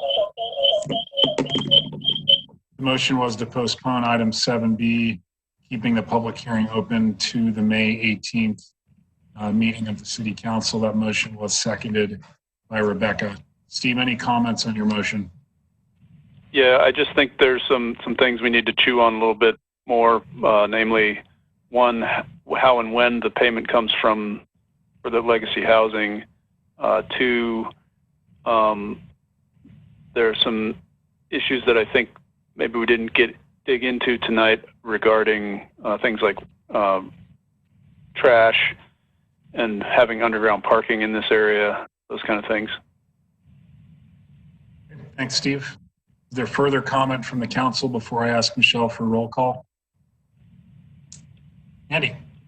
Yeah, just a comment. I mean, I would be more in favor of supporting the motion if we were to close the public hearing at this time. I don't really see a lot of need in continuing it. had very, very little public input. Any public input between now and the 18th could still be submitted in writing or by email.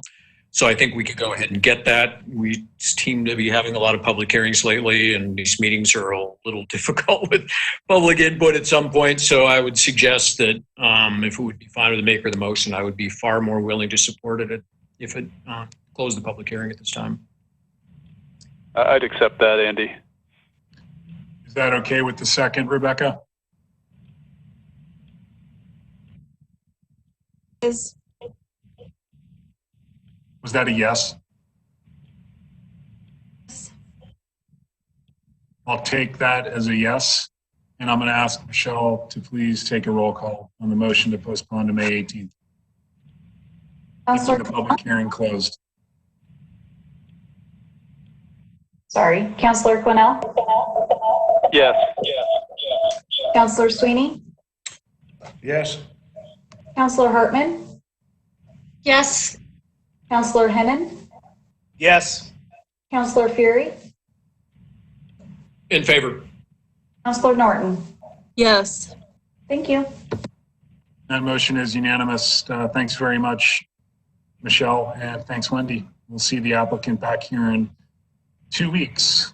We will move on now to item 7C, which is a consideration of a request from Black Star Partners LLC for a conditional use permit for a bar, tavern, and expanding an existing microbrewery facility located at 2 Central Avenue, and the property is zoned WB3, which is our general business district in the downtown core.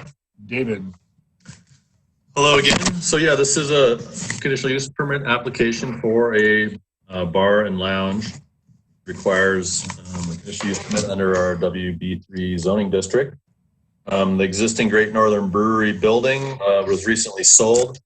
They're intending to do some expansion of the restaurant and bar area on the second floor, and reduce a little bit of the brewing capacity that the previous building had. And they're also looking at adding some rooftop seating and a covered service bar on the roof, or portion of that. The bar would be covered, but the portion of the outdoor seating would be there. So there'd be an elevator tower and a stair tower and some additional things that you can see on the drawing that should be up on your screen. About 10 years ago, well, originally they got a conditional use permit in 1994 when the old Cadillac Hotel was torn down at that location.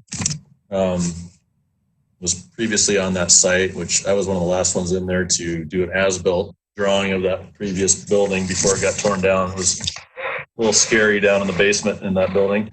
They got a conditional use permit when they built this brewery, Minot Wessinger.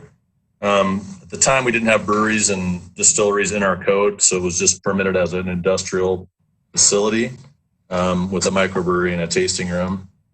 Currently in our code, we require a conditional use permit for bars and lounges.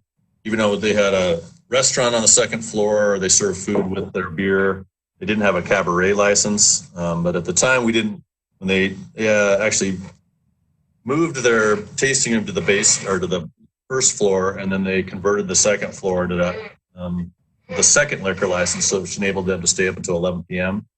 And at that time, we didn't require a CUP because in our code, cabaret licenses, but restaurant beer and wine didn't require them. The state kind of changed their configuration of liquor licenses, and then we had to modify our code. And so under our current code, if you just have a without a restaurant involved, if it's just a beer and wine, then it does require a conditional use permit. So, and also since they're expanding their brewery building, which was in part of the original permit, that would also require a conditional use. So this is kind of covering both of those things. But under our current code, bars and lounges exclude holders of the restaurant beer wine licenses. So they covered most of that stuff. As far as the redevelopment, again, it's a commercial 3-story building in the WB3 zoning district. We noticed the neighbors within 300 feet. We only received one comment, which you should have had in your packet, so I won't go over that. It was a comment in support of it from Tom Briggs of Glacier Hops Ranch. Reviewing the project under our criteria under the code, it is compliant with our growth policy as part of our core commercial district. complying with the zoning regulations, and it's in WB3. It's a use that is permitted for the restaurant and is initially permitted for a brewery and or bar and lounge. As far as the building height goes, that zoning district allows a 45-foot high building, 3 stories maximum. The drawings that they've shown appear to meet our height requirements, and we will obviously verify that when they come in for their building permit. The site's suitable for the potential use. It's not really much of a change of use. That brewery's been there for quite a long time and it's fit in pretty well with our downtown. There's no parking requirements in the B3. Again, the footprint isn't changing on this building, so none of that stuff applies. They will have to submit a permit for the signage that they plan on adding. Utilities are available at that site. No community impact. Again, with the brewery, there's a little bit of a baked bread smell that sometimes comes out. Obviously, anyone around there is used to that since that brewery's been in operation since '94. The hours of operations could change with this. Currently, the previous brewery was open till 11 p.m. With this particular liquor license they have, they could stay open as late as 2 a.m. I don't know what they're planning on doing, but it would be typical to a bar. As far as the neighborhood compatibility, bulk, mass, and scale is something that the Architectural Review Committee will look at with this remodel of this building. Fits in with the context of the neighborhood, obviously, with the O'Shaughnessy Center across the street and the other buildings around there. There's outdoor lounges or outdoor seating areas next door at the Craggy Range, across the street at the Great Northern Bar. Obviously, Casey's has a rooftop lounge area, so this will be consistent with that. We did add an additional condition that no live music can be performed outside on the roof after 10 p.m. Kind of accommodate any potential issues with the noise, although there is no residential use in that area. So staff did recommend approval of that, subject to 11 conditions, basically our standard conditions of approval. Again, as I mentioned, we added a condition that says no outdoor live or broadcast music from the rooftop deck can occur past 10 p.m. nor can speakers be directed towards the sidewalk or street, which is one of the requirements of our B3 zoning district. Any signage will require a permit. There's some language in there about any existing legal non-conforming signs, such as the wall-mounted neon signs and the Black Star wall-mounted sign, cannot be replaced once removed. They're grandfathered on that building, but if they are removed, they won't get the same amount of signage as they had. So this would be valid for 18 months. Staff did recommend approval. Went to the planning board on April 16th. There was no one from the public that spoke at that meeting. The planning board did recommend approval unanimously. And if you have any questions, I'd be glad to try to answer them. And I believe Aaron Wallace should be still available to answer additional questions on behalf of the applicant. Thanks, Dave. Any questions for Dave on his staff report? Mr. Mayor, I have one.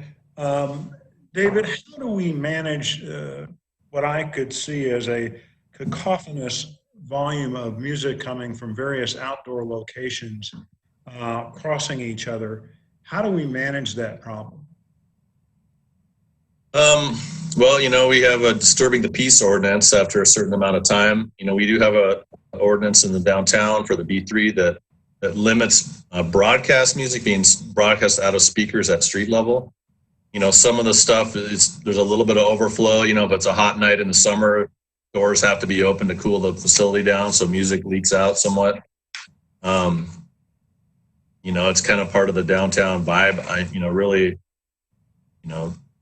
I personally haven't heard very many complaints of that. At one point, the Craggy Range, when they started having bands in their outside area, and we had to put the kibosh on that because it was so loud. So they moved their live music indoors, except for acoustic music, up till 10 p.m.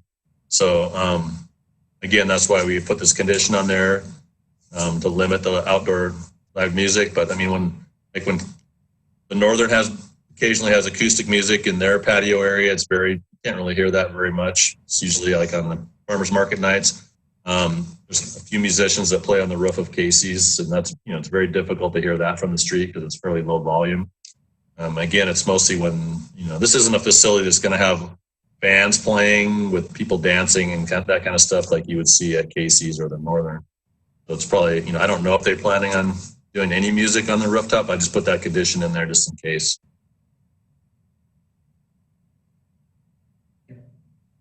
Thanks, Frank. Andy, any questions for Dave? No questions. Thanks, Dave. Rebecca? Questions? Okay, go ahead. No questions or questions? No questions, John. I mean, Mayor. Thanks. You can call me John. Steve? I have nothing. Thank you. Thank you, Steve. Melissa? No questions. Ryan? No questions for me. Thanks very much. We did advertise for a public hearing on what is item 7C of our agenda, and we'll hold that public hearing now. I'm going to turn it back over to Chris to invite the applicant. I believe the applicant's representative Aaron's with us this evening if he has anything to add. Otherwise, we can go straight to public comment. Chris, thank you. Okay, let me get Aaron unmuted. Aaron, you're unmuted, and if you have any comments. Hi, thanks, Council. Yeah, back again. Nothing too much. Just a real quick overview of the project. What we're looking at doing is having a new brewery move into kind of the back half of the first floor space, turning the rest of the first floor space into more seating areas, putting a new kitchen on the second floor, expanding the seating kind of out towards the tower space, then adding that rooftop patio up above. The visibility of it's very important to us to try to keep the existing look of the building as much as possible. So from the street level, you really won't even see much of that rooftop patio.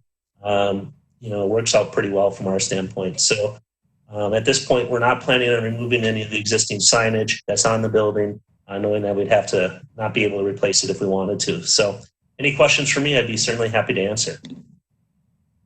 Thanks very much, Aaron. We'll start with Andy. Any questions for Aaron? No questions. Thanks, Aaron. Frank? Nothing for me. Thanks. Rebecca? No questions. I like the design. Thanks. Steve? Nothing. Thank you. Melissa? No questions, thanks. Thank you. Ryan? Yeah, just out of curiosity, what kind of brewery is it? Beer, but we have a lease. We haven't signed the lease with the brewery yet, but it's a local Montana brewery in the state, and they have really good beer. I've been testing out the last couple months. Great, thanks, Aaron. Thanks, Ryan. We're going to go ahead and turn to public comment, Chris, and if you don't mind orchestrating that, I'd appreciate it. Okay. And again, for the public, if you would either send a chat message or use the raise hand, we will unmute you and let you make your comment. Michelle, do you have anything come in today that you'd like to read into the record? I do not on this. Thanks. Thanks.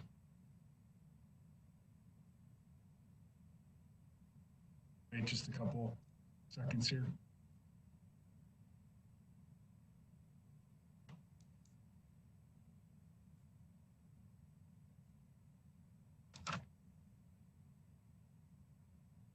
Okay, still no comments. So, thanks, Chris. I'm going to go ahead and close the public hearing on item 7C of the agenda and turn it back to the council for a motion or further discussion or questions. Mr. Mayor, I'd like to make a motion that we approve WCUP 20-06, the findings of fact in the staff report and the 11 conditions of approval. Is there a second to the motion? I'll second. Seconded by Councilor Hartman. Steve, would you like to speak to your motion? Just briefly, I just want to say I am glad that we were able to maintain this business in this location, this type of business in this location, and I'm really glad to see that they're going to take advantage of probably the best views in all of downtown by having a second story seating area. Great, thanks, Steve. Any further comments from the council? Michelle, roll call, please. Councilor Quinnell? Aye. Councilor Sweeney? Aye. Councilor Hartman? Aye. Councilor Hennon? Aye. Councilor Fury? In favor. Councilor Norton? Aye. Thank you. And that's unanimous, Council. Thanks, Michelle. Thanks, Aaron, and thanks, Dave. We will move on to item 7D of the agenda, which will be our own ordinance 20-7, an emergency ordinance of the city of Whitefish, Montana, amending emergency ordinance numbers 20-04 and 20-06 to clarify rules for public participation in remote meetings and waiving a second reading. This will be the only reading of this emergency ordinance. Angie. Good evening, Mayor and council members. As always, our COVID-19 situation seems to change day by day, and we apologize certainly for bringing so many emergency ordinances with respect to public meetings before you. As you are well aware, on March 16th, we passed our first emergency ordinance with respect to public participation in meetings. And at the time that we adopted that ordinance, we had little or no guidance from the state or other cities regarding municipal operations during this pandemic. As such, we provided an ordinance 2004 that in the event that a case of COVID-19 was discovered in the Flathead, that we would cancel planning board and city council meetings until further notice.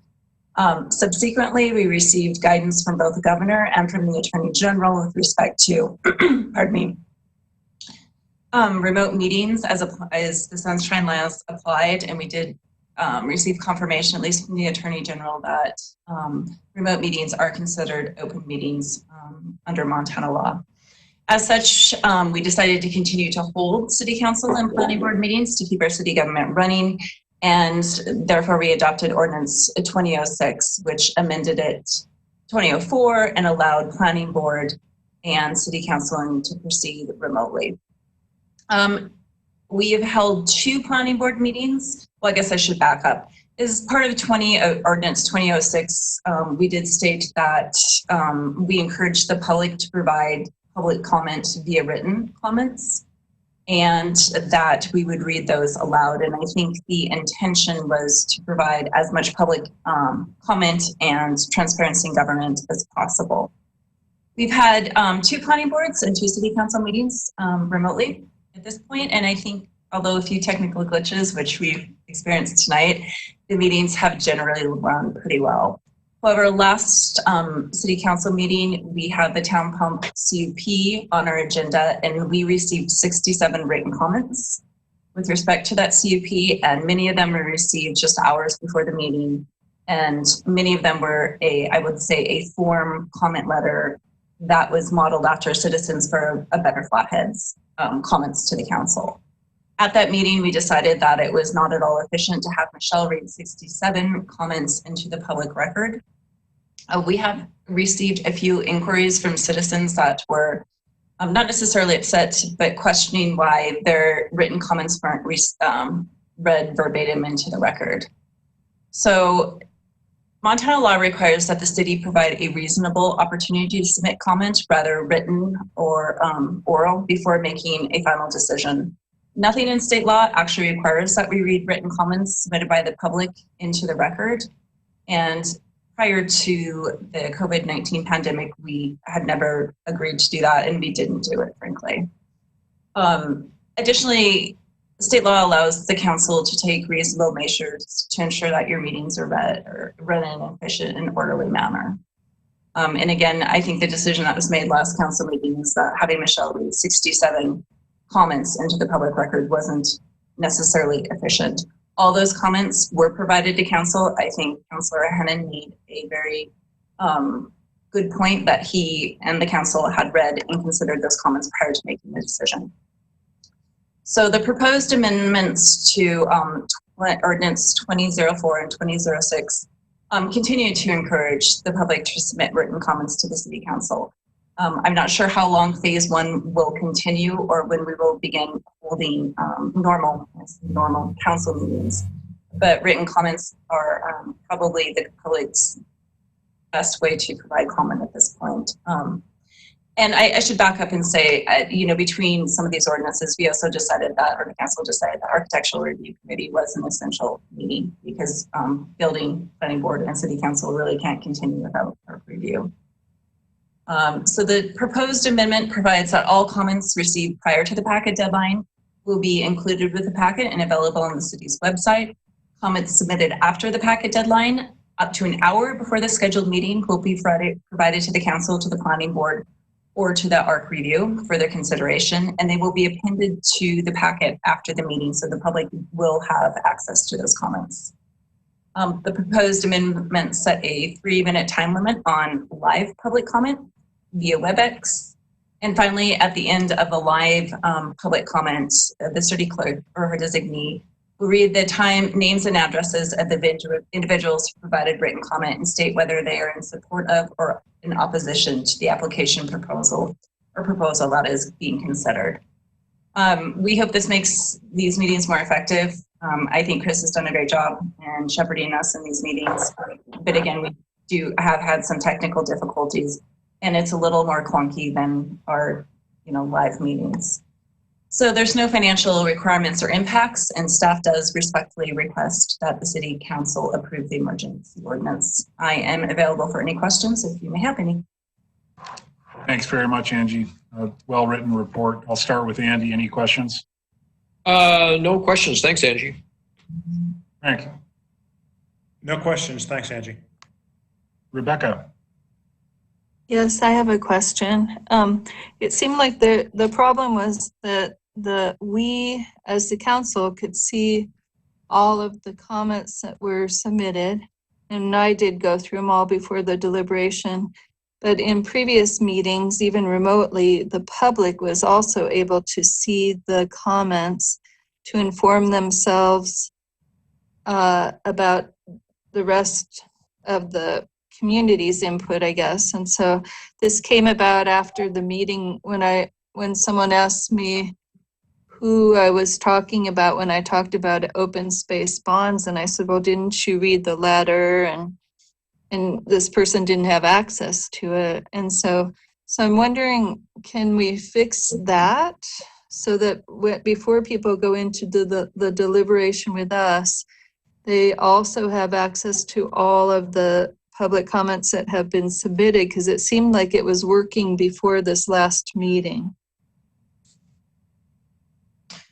Rebecca, I think, the problem with that is if people think ahead and they get their comments in before the packet deadline, the public does have access for this.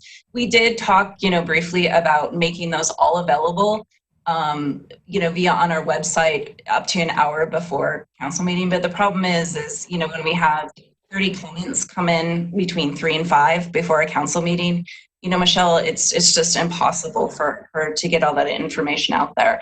I guess I would also say that even if people provide written comment, they're more than welcome to attend via WebEx and, provide oral comment as well. So, they do have that opportunity, even if they do provide written comment. And at least we've seen with live meetings, many people who do provide written comment also attend and provide oral comment. So I think to a certain degree that, I won't say the burden, but that is available for the public too. I have one other question. Normally, after we hear from staff and then we hear from the applicant, that's when we open up the public process to hear from the community verbally, right? So they still will have access to the most current information if they go to WebEx to become part of our process. So even if they don't have access to the written comments from other community members, they could still be current on what we are deliberating on. Yeah, absolutely. I mean, anybody who wants to sign up for the meeting, can sign up for the meeting and listen to deliberation if they don't want to provide written comment. But it is, it is a little bit, I think, out of our norm. But everybody has the opportunity to tune in and to listen to what you guys are deliberating on, and to provide written comment if they so choose.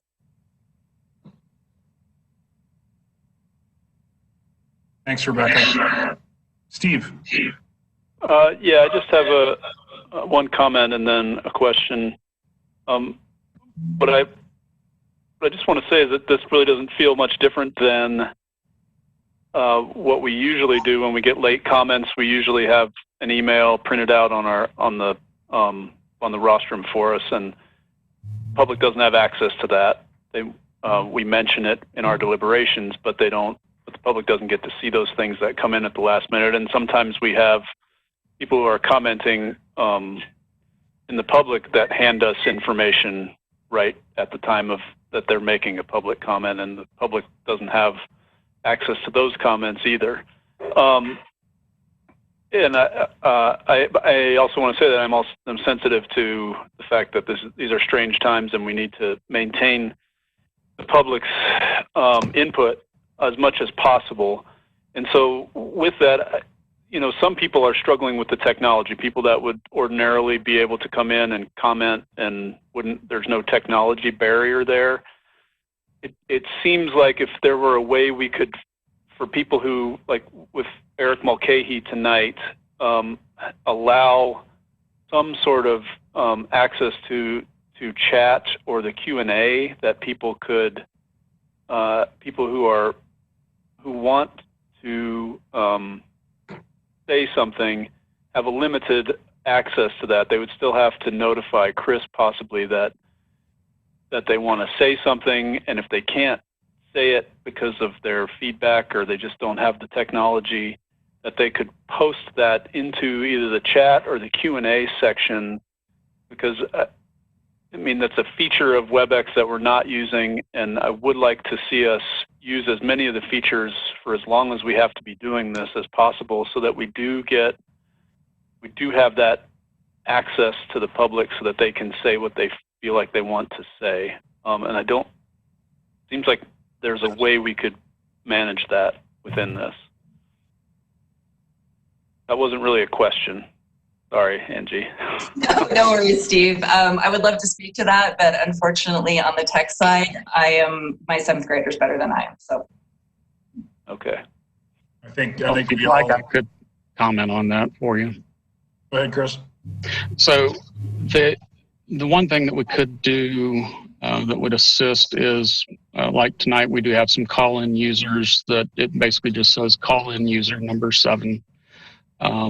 If we can get people that don't have the ability to register on their own to call in and have somebody here at City Hall register them, and then give them their registrant ID number, then when they do call in, part of that call-in process, it does ask them for their registration ID.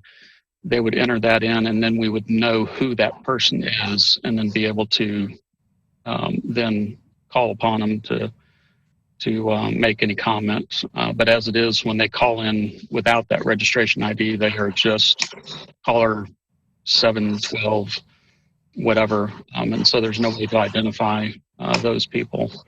And we did have a couple of meetings where we had 10, 12, 15 people listed like that. Is it possible for you, Chris, to open the chat room for a brief time to somebody like that and then close it down so that we don't get people that are making inappropriate comments in there? In this case, these are callers only. They are not connected in any other way but via telephone. Okay. So, what about other users that are there? Yeah. Now, for other users that are connected through the WebEx app, either through a web page or through the installed application, the chat and the Q&A are open all the time. They can make comments or send in questions or comments at any time. Okay, because I'm not able to chat with anybody but the right. Just anyway, I don't think we need to spend a lot of time on this. But if you don't mind, Steve, as long as it's possible, that's fine. Right, it is. I'd like to see us use it. And Steve, just to clarify real quick, why we don't want individuals to be able to chat to everybody and it goes direct to the host is because of the issues that could come up, what could be posted in there. However, I think we can do exactly what you're asking. They could message it to Chris. Chris can then send it out to everybody else.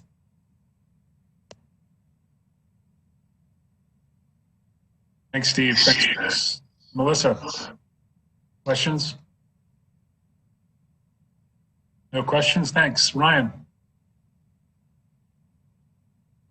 No questions. Just thank you to Angie and staff for all your help through all this. It's been great. Thanks, Ryan. Thanks, Ryan. We'll go ahead, and we did advertise for a public hearing on what will be item 7D of the agenda, which is our own emergency ordinance 20-7, and we'll open that public hearing now. Chris, any public comments this evening? At this time, I'm not seeing any, but we will definitely give everybody an opportunity to, we'll either send a chat or question or raise a hand. Okay. Michelle, anything to share with us tonight? You have one letter that we received from Citizens from a Better Flathead, who has about 5 issues. I can read that towards while we're waiting. So she states, Mary Flowers states, she would ask that council consider other solutions to postpone emergency orders to better ensure that the public comment is meaningfully considered, as opposed to the city clerk being asked to judge and assert that a public comment is either for or against an item you're considering. Number 1, every public hearing before you should be allocated a minimum of 30 minutes of public comment, both oral and comments read into the public record during this emergency. Number 2, if public comment cannot be completed within the 30-minute period, then any item that is not required to be decided under a set statutory timeline should be continued to the next council meeting. Number 3, if an issue is significant concern to the public, as was the town pump decision, and the public comment cannot be read into the public hearing record, and there is a statutory deadline, you should use the authority provided you under the state guidance to change the statutory deadline and move the item to the next council meeting. Number 4, the role of public comment at all meetings is not merely to inform the decision maker of public concerns, but to allow the public to hear and consider public comment made at a meeting and to better inform themselves for future public comment. Some public may want to choose to speak at a meeting that perhaps they merely were attending to learn more. And finally, number 5, complex, well-searched, and lengthy comments, as we regularly submit, deserve to be heard, as well as brief, heartfelt comments. Neither should be regulated to a mere for or against. And that's it. Thanks. Thanks, Michelle. Chris, anyone chime in there? Still no chime-ins. I've not seen any. Okay, with that letter read into the record, I'm going to go ahead and close the public hearing on ordinance 20-7 and turn it back to the council for a motion. I'd make a motion, Mr. Mayor. Thank you. That would be to approve emergency ordinance number 20-07, which is an emergency ordinance of the City Council of the City of Whitefish, Montana, amending emergency ordinance numbers 20-04 and 20-06, clarify rules for public participation in remote meetings, waiving a second reading. Only one reading required. Thanks, Andy. Is there a second to the motion? I'll second. Seconded by Councilor Hennon. Andy, would you like to speak to your motion? No, I don't really have any comments. I think Angie did a great job. I'm glad that we're kind of working our way through this. And I think that Steve made a good point about this. Is a lot of the times in our, open meetings, we have information that's handed to us and passed down the rostrum and off to Michelle, and the public doesn't get a chance to do that. And I think we provided, given the circumstances, good an opportunity as we can for public participation and still make our meetings function, which is, we have to do our job at the end of the day also. So. Thanks, Andy. Michelle, roll call, please. Mr. Mayor, could I just ask a quick question of Angie? Sure, Steve. Do we need to clarify anything in there about using the chat function as well in WebEx, or is that just implied? I think it's just implied, and it would be something that we wouldn't add into the ordinance anyway. So it would be more of a procedural matter as opposed to a matter of law. Am I correct in that, Angie? Yeah, Andy, I agree. I think when Michelle puts out the instructions for how to join a meeting and stuff, she's been, I think, fantastic about exactly how you do it. And maybe we can put that into that language that Michelle puts out as well. Frank. Mr. Mayor, I've got one other issue for Chris essentially on this, and it's related, but it's not directly here. It has been pointed out to me, Chris, that the call-in numbers that we have for our WebEx meetings are set up in long distance for somebody that's in our area code. Is there any way we can reset that so that the call-in is an 800 number or something local, so that people that are calling in and sitting on their phone are not having to pay long distance charges, particularly if they're on a landline? That's just something we ought to be able to correct, and it's not germane to this motion, but it's germane to the problem we have, and so I just want to raise that issue with you and ask you to work on it. Right, and that's being looked at as we speak.